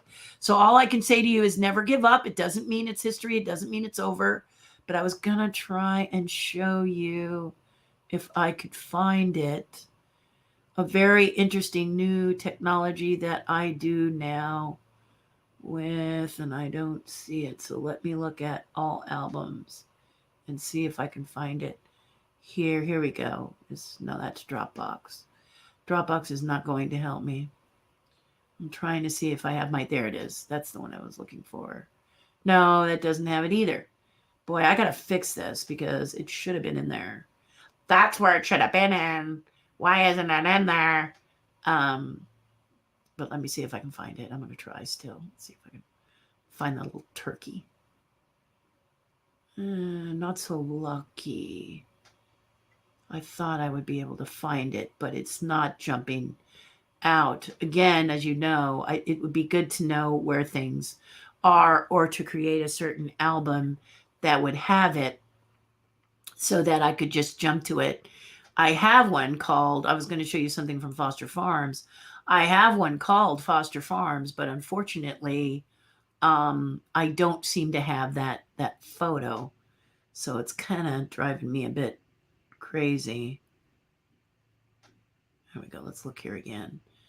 Let's look in favorites. It's not in favorites either. Of course, I would find it normally if I knew exactly where to look, but it's not popping up, which kind of makes me sad because I really would like to show it to you, but it's just not showing. It's just not rearing its ugly head. It doesn't want to show you right now. Try one more place. So, there it is. All I had to do was never give up, right? Here it is. So here is a new technology. These are the Foster Farms chickens. I've performed them since 1993 with amazing, talented puppeteer Drew Massey. He plays the driving chicken. These are mostly West Coast, but you'll notice that I've got these things over my eyes. They're called vision goggles. They actually show you, they go over your eyes and you can see what the camera sees.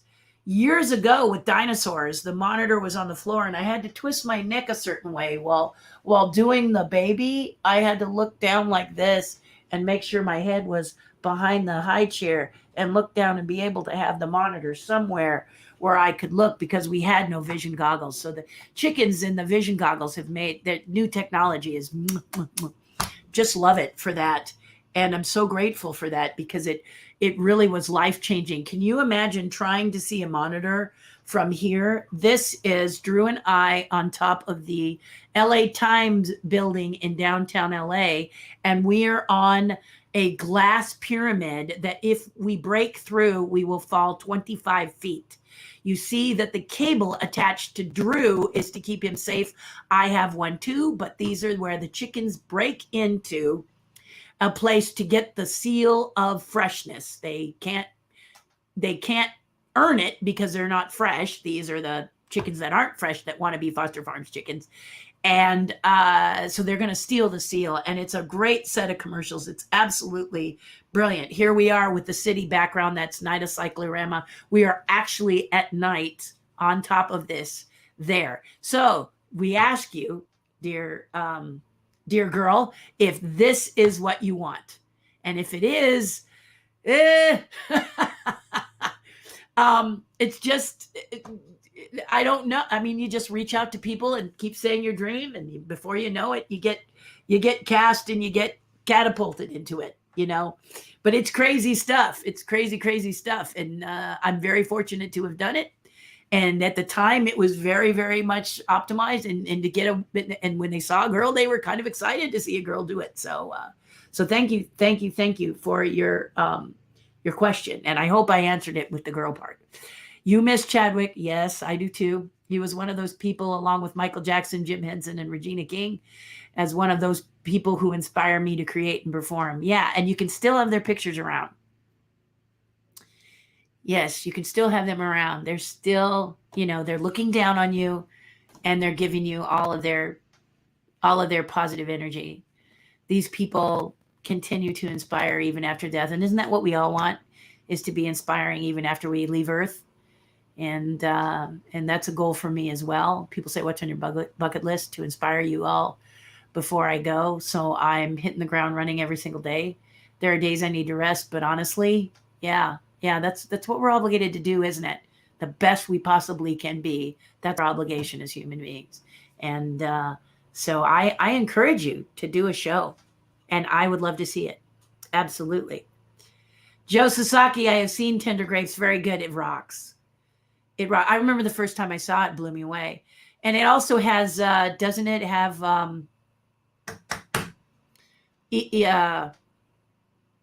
Agnes Moorehead as the mother? Yeah, I think Agnes Moorehead is people think of her as Bewitched, but this woman kicks butt as an actress. Whoo, is she good. And just to have those three, so good. It's just such a great movie. So I haven't watched it yet, but I'm about to. I'm going to try and watch it. My husband got it for me for an Easter gift, and that's the way I like to do it. Is I like to be inspired, as as Shelby has said. I like to be inspired by people, and Michael Jackson, Elizabeth Taylor. So many inspire me because they just never give up. Yeah, they just keep going. Yes, do it. Love Margaret O'Brien in Meet Me in St. Louis. Yes, it's the one film that I don't think is one of her best, but she's still really good theme part, my lovely gals. Because who doesn't like a little girl who buries her kid, the little dolls, her toys? It was just so brilliant. It was kind of a Wednesday Addams moment, soft. But yeah, what a rock star. And she did tell me about being with the amazing Judy Garland, because there she was next to Judy, working with Judy Garland. I mean, wow, right? Yeah, so you are right. Joseph, good morning. I'm late today. Hope you had a great Easter. I did. And everyone thanks you for giving us the wherewithal to check early for our vaccinations, because It's a little hard for people to get vaccinations if they waited till the first over for 50 and above. And thanks to you, we did it. Those of us who did it a couple days early aren't fighting so hard. So it's pretty neat. It's pretty neat. Sandra says, my niece started her bucket list adventure today, Grand Canyon, Zion, and Bryce. And I haven't been to Bryce or Zion. But I will tell you, Michael Roman, Sandra, went to Monument Valley, I think he went to, Valley of Fire, and he and his mom shot pictures, and I want to go there so bad now. I really want to go there bad. So when I was a young girl, I wanted to see places away from the United States first. So I've been all over the world. There are still places I want to go, like the Galapagos Island, big on my bucket list, and Africa. But now that I am home, I mean, before the pandemic, I've been traveling and looking at some of the wonders that the U.S. has to share. I did go to the Grand Canyon before. It's beautiful. Grand Canyon in the wintertime is kick butt. So good for your niece. Keep going. It's so fun. And then I highly recommend Mount Rushmore. And then not too far from there, Crazy Horse Monument. Both are amazing. I just, oh gosh, anything about sculpture, I got to tell you.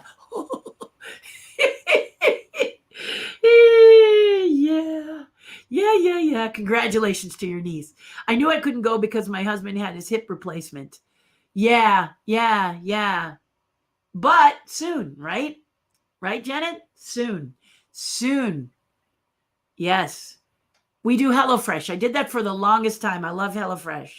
I think HelloFresh is very good. They are very, very good. But I wanted something a bit like a cut above, and I believe Gobble is it, so I went to Gobble. But HelloFresh is very, very nice. They were the best one. They are best for the money and the value, really. So Gobble is a little more pricey. The food ingredients are a little more high end. And then there's one, I think it's called Green Chef, where everything's completely high end. I just could not get behind this. The food was weird. And then one of them did too much rice. I was about to scream if I had another thing of rice. I've got so much rice. Rice is not its own food group, guys. So there's other things you can put this food with other than white rice. That was my please, no more white rice. So yeah, those are kind of the things that I kind of complained about. Janet says, I knew I couldn't go to because my husband was having hip replacement and I have surgery myself tomorrow, so I don't even try this time. Yeah, exactly. But there again, this is the beginning of brave new world if we keep it together, right, Janet? So it's all good. I haven't been able to go to Costco because, quite frankly, and I don't mean to equate Costco with what you're talking about, but Costco is a big deal for me. The Foster Farms makes the roasted chicken there, and I like the chicken. And I also buy my milk there because I have a special organic milk that I like. And they just have things that I really enjoy there, and I can't go because they don't social distance, and I feel myself turning into what they call a Karen. And I don't mean that towards Karens who aren't like that, but they've kind of given them that brand name, and I can't handle it. I emotionally cannot go to Costco without losing my mind. Now that I have a vaccine, I'm going to feel a little bit better about going, but I haven't been in a year, and I love Costco. That's where I get my almonds. That's where I get my pecans. That's where I get my condiments for making cookies and things, because you can buy them in bulk and they're a really good price. So there are things there that I absolutely love, my fruits, my vegetables, but I can't go. They don't distance well in my neighborhood. So so I'm with you. Just patience, right? Grain of salt. Good luck on your surgery, says Bob. And I agree too. You're going to be fine. Hello, you're welcome, Mike. Angie, you aren't alone. We are here for you. Exactly. That's why it's good you join us here. Good. Thank you, Angie. I should have said that, but glad you had.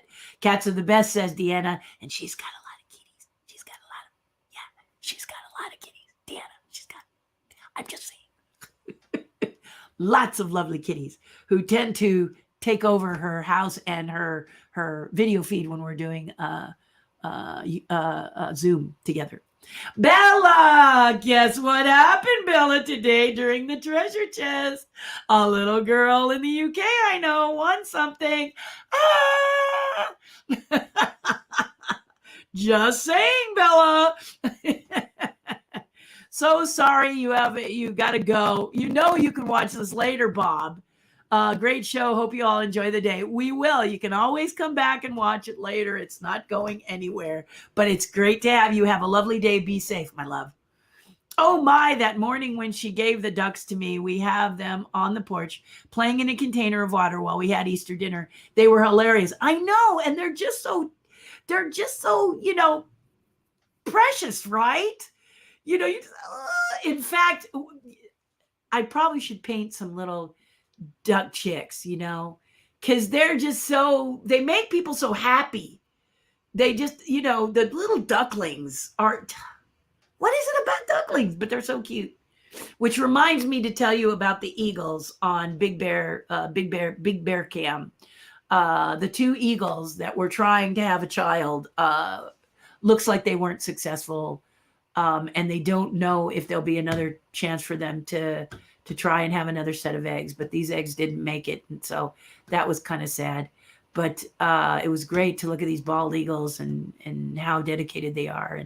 And we just hope for them to do it again and have a baby and not have it get attacked by a raven, which is what happened the first time. Thank you, Angie. Everyone has passed. Luckily, I am a disabled homebody, so I'm great. So quarantine was no change. Finally came in handy. I love chatting with fellow Disney, animals, music lovers, etc. And you got us here, don't you, Tracy? We're all here together. Yes, indeed. I love the country bears. Yes, you do. I know you do, Bella. Yes, I do. Tracy, Angie writes, I'm so happy we can get together 2 times a week. I've been working from home this whole time and it's lonely. This is what I'm talking about. This is one of the reasons I'm going as long as I'm going right now, because we're not out of the pandemic yet. Once we get back to our lives and stuff, I will probably hone it down to around an hour and a half. But don't get yourself all concerned about that right now, because right now we've already gone just over 2 hours. And it's because I want to do at least 2 hours with you guys. I know you need it, and so do I, actually. It's not like I don't enjoy talking to you. I really do. You guys come up with some great thoughts, and, I can never anticipate the stories that come out of your mouth. I know, right? What's next? Well, you guys trigger stuff. It's all your fault. You guys trigger stuff. I did a little puppet for Bon Jovi. What? Yes, I did. I did, with my mentor, Pat Breimer, who I miss terribly. He passed away last year during the pandemic also, and losing him is more painful than tongue can tell, to be honest with you. And I'm looking to see if I have his picture with me, because we all did this amazing commercial about a garbage disposal, and I don't know if I have it in here. But Disposer Care, which is a garbage disposal cleaner, we did a thing with Joe Pitka, the #1 commercial director in the industry at that time.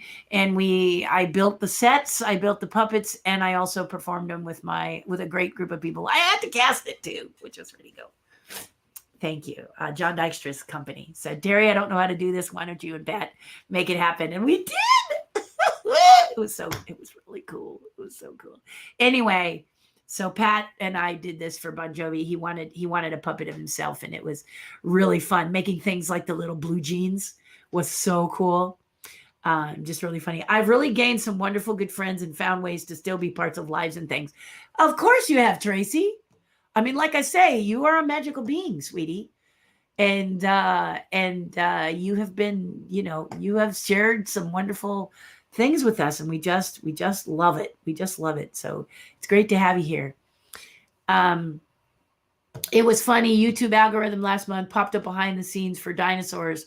Looked for you, Terry. Came to see how you were and found this. Aha! Thank you, dinosaurs. And I'm so glad you found me. I'm so glad you did. Been doing this for a while. Last year was the first time I did YouTube. Angie can tell you because she was there from day one on YouTube. And many people said they loved watching it because they could kick back, in their bed or on a Barcalanger and watch it on their TV and really, really thought it was great as they had their breakfast or a cup of coffee or whatever, because, I'm up in the morning. So I want to thank you all for that, for your support on YouTube. And if you haven't already subscribed, please do. I have to be honest with you. Subscribers are an enigma to me. I love having you, but I've heard from people who have had 1 million subscribers and have had 500,000 subscribers. And I look at that as, what does that do for you? Like here, I think I'd be happy at a little over 1,000 subscribers, because then apparently it locks a couple of opportunities for you on YouTube. I have no idea what that means because I'm nowhere near there yet, but I don't really sit on the numbers as much as I am happy when somebody finds us, like Tracy's talking about. Because if I can be a benefit, I want to be a benefit. And the only reason I really want more numbers is to benefit more people. Okay. I'm doing fine. But the subscriber thing is an enigma to me because I'm not really sure, I don't know what that means. I learn as I go, and I'm happy when people follow because I know it's helping you guys. But if you please share with anyone you think might benefit from this, if they're feeling really melancholy, if they're feeling kind of down, if they're feeling kind of blah, then, we can, we can do something about it. We can, one of the things about my chalk walk, I got to tell you, we do bingo every week. And if you're a member of the team, you can play bingo with us every week. You can play. And if you don't want to be a member of the team, you just want to support the team in some way, your beautiful smile or whatever, you can play bingo with us. It's Zoom bingo. It's funny. It's fun. It's great. Sharon's amazing. She has prizes. But I do encourage you, if you can, to join the team. And then if you want to play bingo, come be with us, because it's the most fun ever. My sister was feeling kind of melancholy, Tracy. And I said to her, you want to do a virtual run with us? And she said yes. And I said, you can play bingo. And she absolutely loves bingo. She really looks forward to it every Saturday. We do it sometimes on Sunday too, but she really enjoys it. And she can't get over how fun it is for her and how wrapped up she gets in it. And I'm happy because she was feeling lonely too. And during this pandemic, that's kind of a cool thing, So who knows? Maybe we should do set up a bingo and we all play bingo together. I would have to see about some of the people who have all the calling equipment. I don't have any of that. So, stuff like that. But that's what you can do with your friends, is get together and play bingo, or get together and play a game, card game, or you sit together and you watch a movie and critique it, or you watch a movie and you talk about it the next time, like a book club and stuff. Could be really fun. Could be really, really fun. So thank you for that. It's been lovely meeting you, and you too, Tracy. Absolutely. So I'm grateful. I'm grateful you're here, and I'm so happy you're here. And if you know anyone else, bring them on board, because you see how long I'm talking. You can pretty much, come late and still catch me.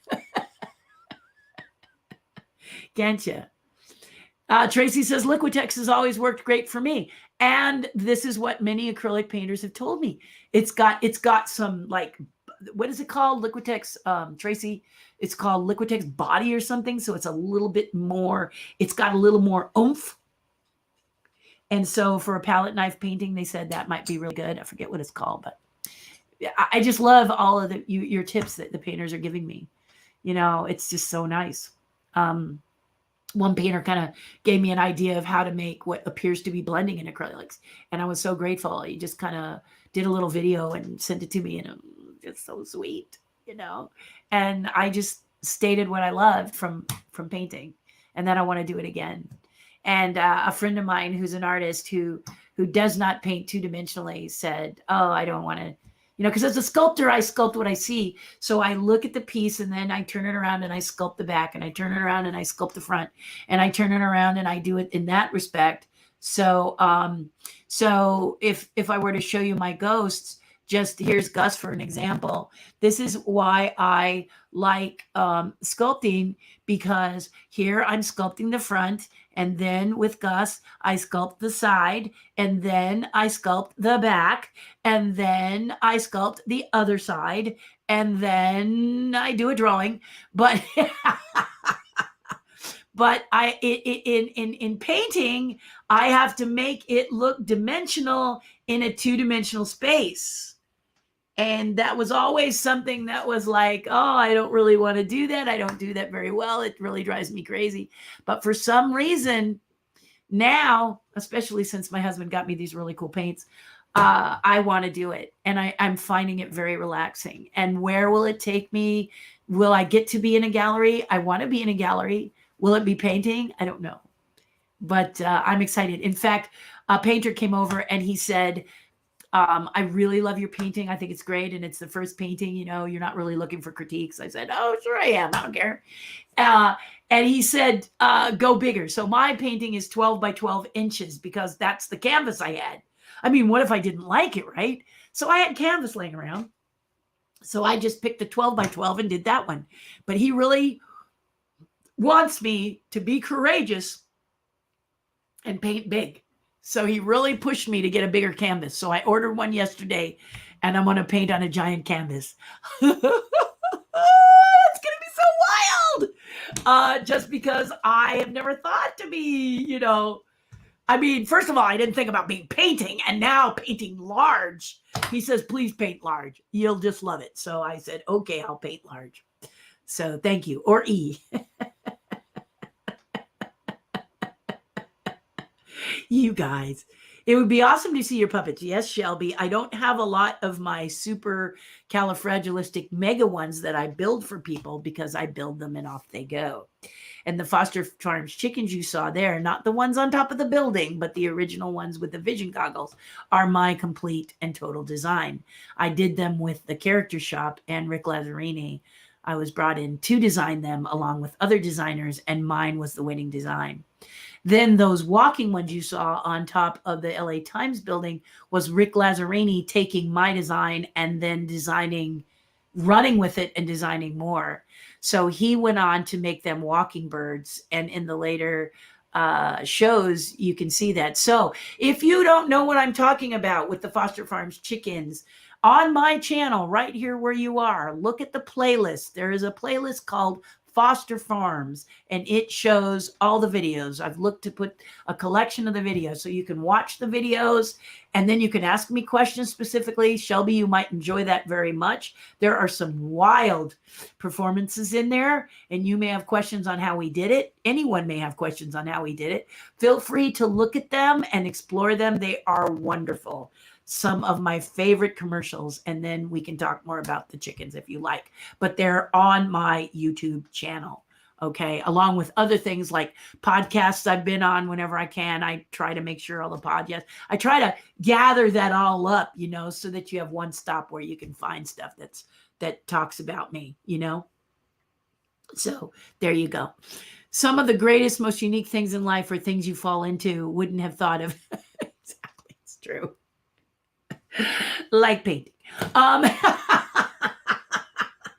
Seriously, like painting. I love watching Agnes in movies and shows. She was incredible. That's true, Tracy. She was. In fact, Twilight Zone, where she is a woman in the country who is being chased by little robots, little robot astronaut characters. And she's so good in that too. And she doesn't even speak in that one. Lynette, here's my... This is my best friend right here, Lynette Eklund. She and I we go way back.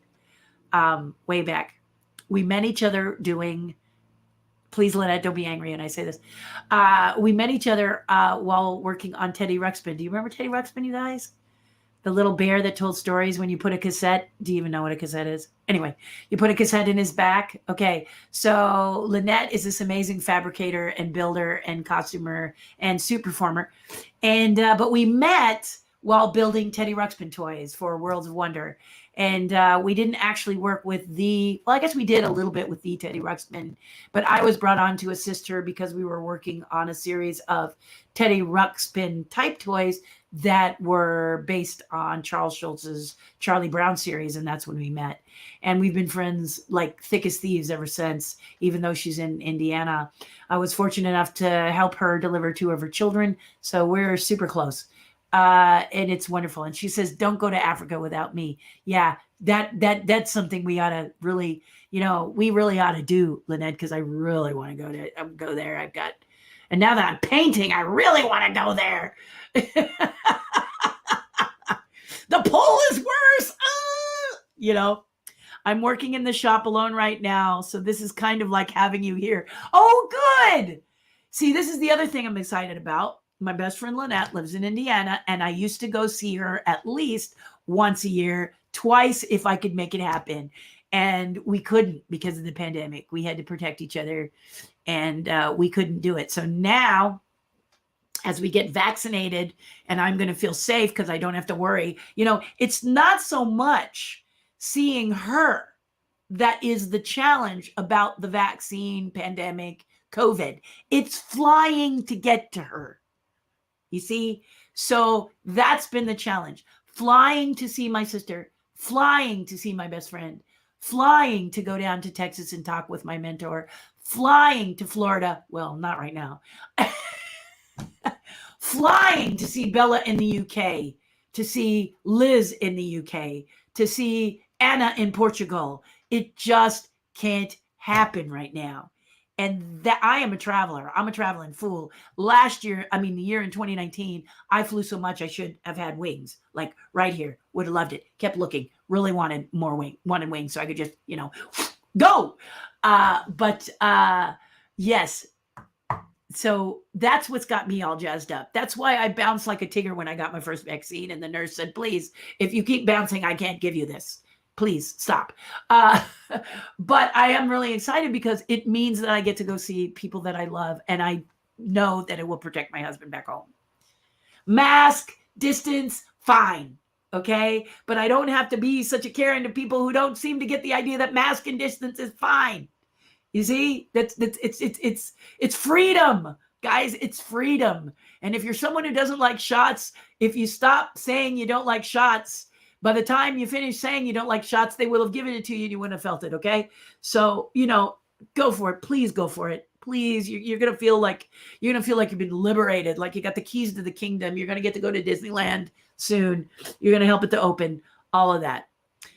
Jim says, "Love the positive vibes." Yes. Thank you. Thank you, Jim. Thank you for saying that. If you know anyone else who needs it, please have them subscribe to my channel and help me get to 1,000. I think that's going to be my new bucket list goal is get to 1,000 subscribers, a little over 1,000 subscribers on YouTube. What does it mean? I don't know. Everybody tells me 1,000 is important, so I'll go for it. Something unlocks. It's probably they send you a party hat or something with 1,000. When you hit 100,000, they send you plaques and stuff. I don't have a lot of wall space, so I don't want to get people to get people. I want to get people to reach people that need, like Jim says so nicely, positive vibes. Yeah. Well, thank you. Grandma said I have a parcel coming from you a few weeks ago. Can't wait. Now another one. Wow. Yeah, it should have come, Bella. It didn't come. Let me, have your grandma write me because I'll ask her specifically. I don't want to spoil it for you because I know how much you love to open packages.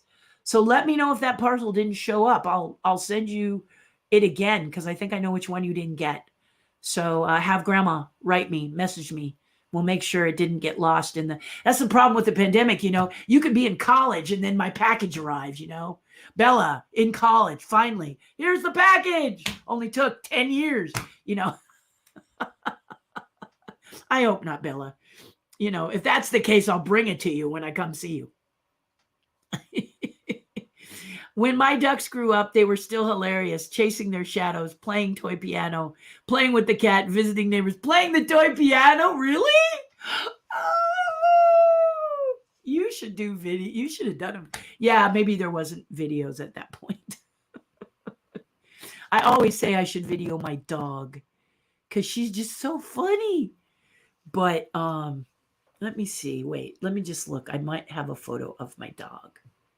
And if I do have a photo of my dog, and I kept saying, I should really do a video of my dog because she's really funny. Like when she gets mad, she does this on the floor or on the bed like she's frustrated, you know. I used to have a horse that did that, Tracy. A horse that used to paw the ground. If I would sit, you know how you go on a trail ride and you sit and you go, wow, this is beautiful country. And my horse was named Velvet. She would go like, can we go? She was such a teenager. She would just crack me up. She'd paw the ground. Can we go, please? And I would just crack up at her. She just made me laugh so much. She's so funny. But let me see if I can quickly. Yeah, there's a couple here of my dog as an older dog, but I'm trying to see if there's one that's just like super funny of her that I can show you. Otherwise, I'll show you that one. My dog is such a nut, my little dog. This is the first time I've ever had a small dog as a companion, and they are a hoot. They are a hoot. I was originally looking for, to be honest with you, I was looking for a little terrier. I wanted a terrier, Yorkshire Terrier. And I was looking for one, but when you're trying to adopt a sweet little animal, especially a Yorkie, the problem is that a Yorkie gets scooped up right away, right? Don't they?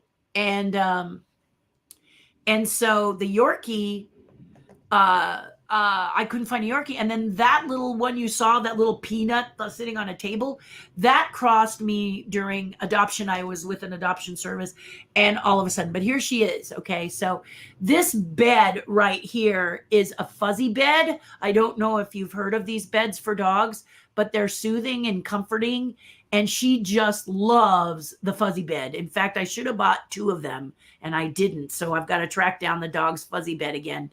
But she loves this fuzzy bed. This bed is her favorite thing. But you can see her looking at this. This is her just looking right at me. And this is after the day has been, we finish the day and we sit on the bed and I work on the computer, and she, you know, stretches out, sometimes plays with toys or whatever.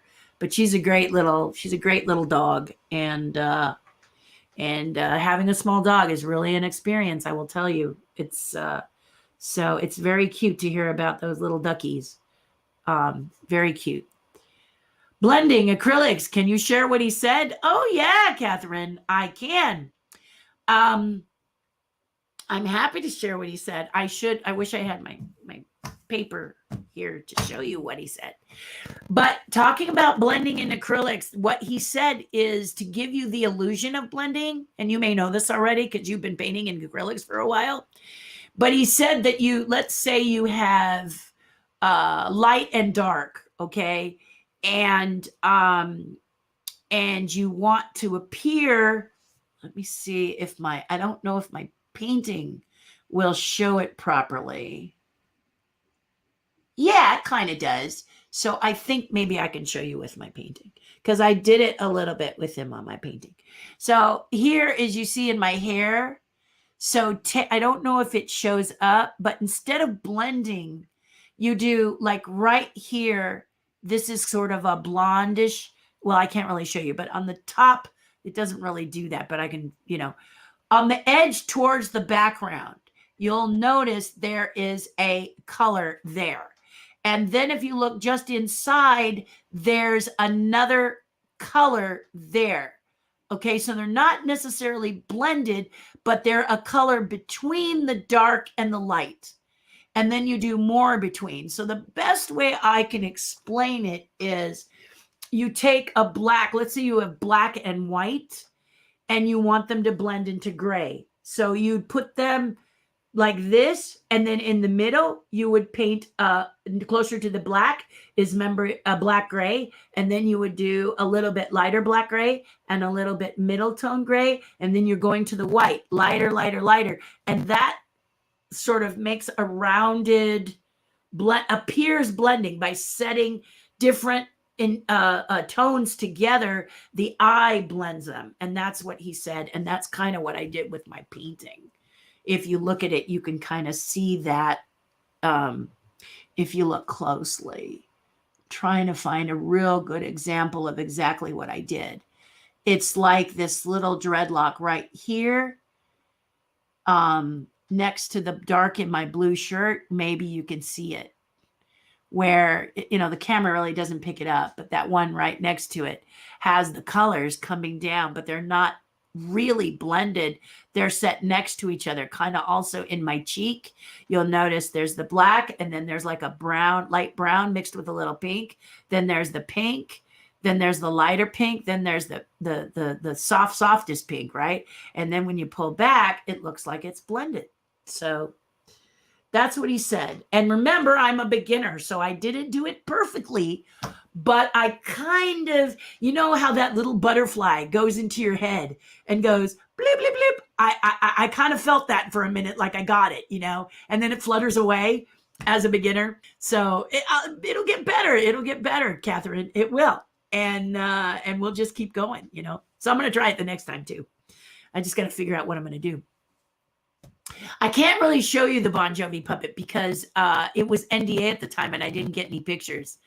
But if I get the chance to contact the husband of my mentor, maybe he can find a picture of it and we'll be happy to show you. And then I'll Google it and see if maybe I can find it. I don't know if Bon Jovi ever had the puppet do anything. But, maybe if we get lucky, it is in Google or something. I'll Google it or something. I won't do it now, but I'll Google it. Some of the funniest commercials ever made. They're so silly. My foster farms are yes, I love that Twilight Zone episode. She's so good at it, one of my faves. I got some faves. We still have a Teddy Ruxpin teddy bear in a box. Hey, Rose, really? Do you have the cassettes? You know who I have? Mother Goose. Yeah, I have an inbox Mother Goose. I got to get to the back to get to her. And I think I have cassettes and I might even have outfits. I don't remember, but I know I have her. I just got to get to her in the garage. So that's going to be very interesting. I don't know what they go for now. Are they big money because people want, retro technology? I don't know. Sounds like you need some road trips. Might be hard to get to your sister, though. The backstroke. I'll be able to get to her, but we got to wait a little bit. Yeah, we got to wait a little bit. Mainly because it's an island and we both had one vaccine. But they are working, the Hawaiian Islands are working for a way to qualify you not to have to quarantine once you have your vaccine card and you've gone through your 15 days after that. They're wanting to work that out, but they've got to, it's an island and they've got to figure out how to do it to keep their island safe because you really can only go so far on an island, can't you? So they don't have a lot of the benefits like we have here. Like, what did my sister say the other day that was just so surprising? I tried to get one, but they were all sold out because on an island, they only come periodically. So it's like if you wanted to buy something and then you go to buy it, it's gone. It's not just sold out, unavailable. It's not on the island. So this is the perspective that I've learned to live with my sister. You're going to hide my suitcase if you go to Africa. I also love traveling. I miss the smell of airports and planes. I know. Well, Africa is important to me because for a multitude of reasons. But I've always gone to the Wild Animal Park in San Diego, which is the closest to Africa I can get. I sit in the food truck and sketch the animals quite a bit. And if I do more of this dimensional painting, I'm going to go back out and sketch take pictures based on what would I like to paint, because I want to be some sort of intensity or emotion. I don't want to just do a portrait, like I don't want to do a portrait of, say, Samuel Jackson on Snakes on a Plane. You know what I mean? I would rather do an emotional moment of Samuel Jackson's, like, maybe when he won an award, or maybe when he's talking about, the intensity of the importance of being diverse. Those are kind of the moments that I'd like to do. Or maybe he's sharing a very quiet moment, pensive moment. Those are kind of the things I want to do when I'm painting. And it's what I do when I sculpt too, is I want you to feel it. I don't want it just to be, that classic kind of portrait. A lot of painters out there paint those portraits, and I'm so grateful to them that they do, but I'm looking for my style. So I'm trying to figure out, and I know I want it to be gritty, and I want it to be felt like my little impressions characters. They always make you feel. And that's kind of my new jam is that now. I want things to make you feel. I don't want them to just be frozen in time. I want them to give you a giggle or make you happy or make you feel something. Mm-hmm. I think that there's a lot of people out there that have done that. Degas, some of Degas are just, you get that peaceful feeling. They're just a moment in time, but it makes you feel very peaceful. A lot of Van Gogh it's got some intensity to it, even though it kind of looks like a still life. It's the way he paints kind of makes you feel that way. Michelangelo, it's just his biblical stuff is just amazing, and just, I don't know. His Pieta for the cathedral in Rome is my favorite, and it will always be my favorite. But what I realized is that he did sculpt a lot of Pietas. He really was fascinated by Jesus, the death of Jesus, and his mother Mary, which is interesting. I've known that before, but it really hit me while watching Agony and the Ecstasy yesterday, because I kind of give you a quick little history lesson about Michelangelo. But I'm going to go back in some of my books I have about him and read a little more, because maybe I just missed it. And, because he's really fascinating. He did a lot of Mary and people holding the Jesus, like from the lowering of the cross and from the holding of him. And so and then finally the one that's done in its perfection, that's in the cathedral in Rome. It's just so good. Just so good. What can I say? Once you've had many surgeries, one shot is nothing. Yeah, I know. I know, right? Yeah, rock star. 1,000 subscriptions on YouTube allows you to monetize the channel. Oh, okay. All right. I thought I got some sort of plaque or something, but I don't need any award.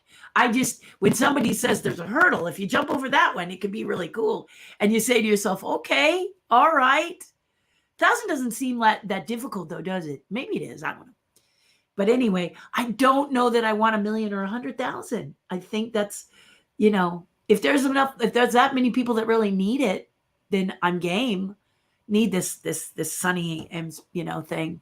But you gotta kind of balance it out and think, what would you do with 100,000 subscribers if you had them, and how do you make them happy, or do you bother to make them happy, or is it about making them happy, or just it's not?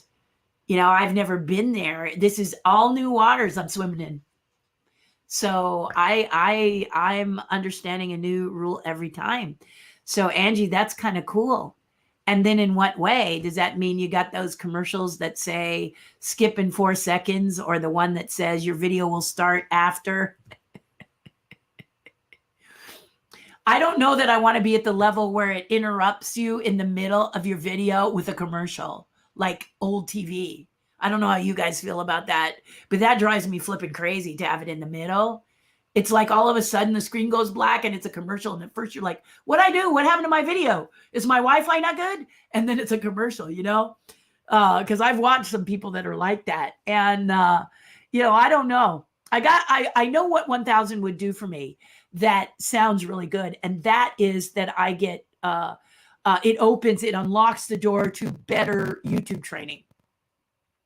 And actually gives me like someone I can talk to, like a phone. I don't know if it's a phone number, or I get allowed to email YouTube and talk to them specifically about some of the things that I've been hearing and learn and stuff. And I'd like that opportunity to access some people who really know how to do this and see what they have to say and why, so-and-so such and such, you've just hit 1 million viewers. What are you going to do? Followers. What are you going to do now? Go to Disneyland? What is that like? What is it? Because a lot of them talk about how they're trapped and they're not sure if they want to continue. And what have I done? And blah, blah, blah. Is it super celebrity? I don't know. So I don't mind going slow and taking it easy, because I'm trying to figure out, how can I help you guys? How can I make it better? And at what point am I just going to, right now I'm chilling. I got to be honest with you. I'm chilling at a little over 200, simply because, I figure you'll find me if you find me, and you'll tell others about me if you do. Not a lot of people sit here for close to 3 hours. You know what I mean, guys? Not yet. Okay, cool. We'll see what's happening. Like I said, it's COVID, so you never know. Years ago, my masterclass teacher, Spiny Big Bird, Spinny, was showing me how to work inside Bear in the Big Blue House, says David. It has a camera on the eye. Crazy cool. Yeah, it is. It's crazy cool. Yeah. Yeah. I think it's great, David. It is. That is a great character too. What it was a great person too. Just really sweetheart. Real sweetheart. I met John Jovi. Nice guy. Yeah. Right? We met John Bon Jovi. Yeah, that's the one we did the puppet, John Bon Jovi. Yeah, just we have the cassettes also. Yeah. And those of you who don't know what a cassette is, I'll try and find one so I can tell you what it is. Very helpful. Thank you, young lady. Love your painting. Sending info on waxing tools now. Sorry. Don't apologize, okay? Because here's the thing. Grain of salt, grain of salt, grain of salt. I am trying to get my shipping out on time, or as quickly as possible. And, I've got a voiceover I was supposed to do over the weekend. See, I told you I did voices, right? I've got a voiceover, and I had to tell them that my weekend just gobbled me up. And I talked so long with family and Easter stuff, I got hoarse. So in order to do the voice, I had to rest my voice. And then, of course, I'm talking all day today, but I'm going to be okay. We will be ending in just a few minutes. So you should have 1 million subs. You're 1 in a million. I love you. Share stories, priceless. Thank you. Thank you. The thought is exciting. It is very exciting. Thank you for saying that. But I thought I'd just level with you and tell you what I'm thinking about as far as YouTube is concerned. A lot of it I don't understand still, and I'm working on it. But I unfortunately don't have a prehensile tail, so I got to go. Magic moment while watching. Michelangelo is delivering your order out of matcha tea. You guys are so cute. Susan, you're adorable. You're adorable. Well, as we hit 12, we have just about hit 3 hours, everyone. I try to keep it to 2, but I wasn't successful today because I really wanted to answer all your questions. But I am going to bid you adieu. I do have to go do a voiceover and other stuff. But I have to let you know that starting my day with you, as much as you love starting your day with me on a Monday and ending it on Friday before the weekend, is just as exciting for me. I really, really enjoy it. And I love you guys so much. And I want to thank you. Let's see. I was hypnotized and told I was the drummer for the Bon Jovi band. My friends took so many funny pictures of me. So I tell people I was the drummer for Bon Jovi. There you go. Good job, Michael. Good job. I think it's amazing that you got hypnotized. That's pretty cool. I love you guys. Do something nice for someone else. It'll make you feel so much better. Thank you to those who've already done something nice and contributed to my Chalk Walk campaign, or better yet, join our team. We'd love to have you. And the Patreon page is rockin' cool. So join that if you like. But otherwise, I will see you back here on Friday, and we'll do this all again with the Ask Me Anything. Let me know what you'd like to hear. I'd love to hear from you. And I'll talk to the Patreon people on Wednesday. Zoomerama, guys. All right. Love you bunches. Love you too, Miss Bella. We're getting closer to getting together very, very soon. Hugs and kisses to all of you. Stay well, stay safe.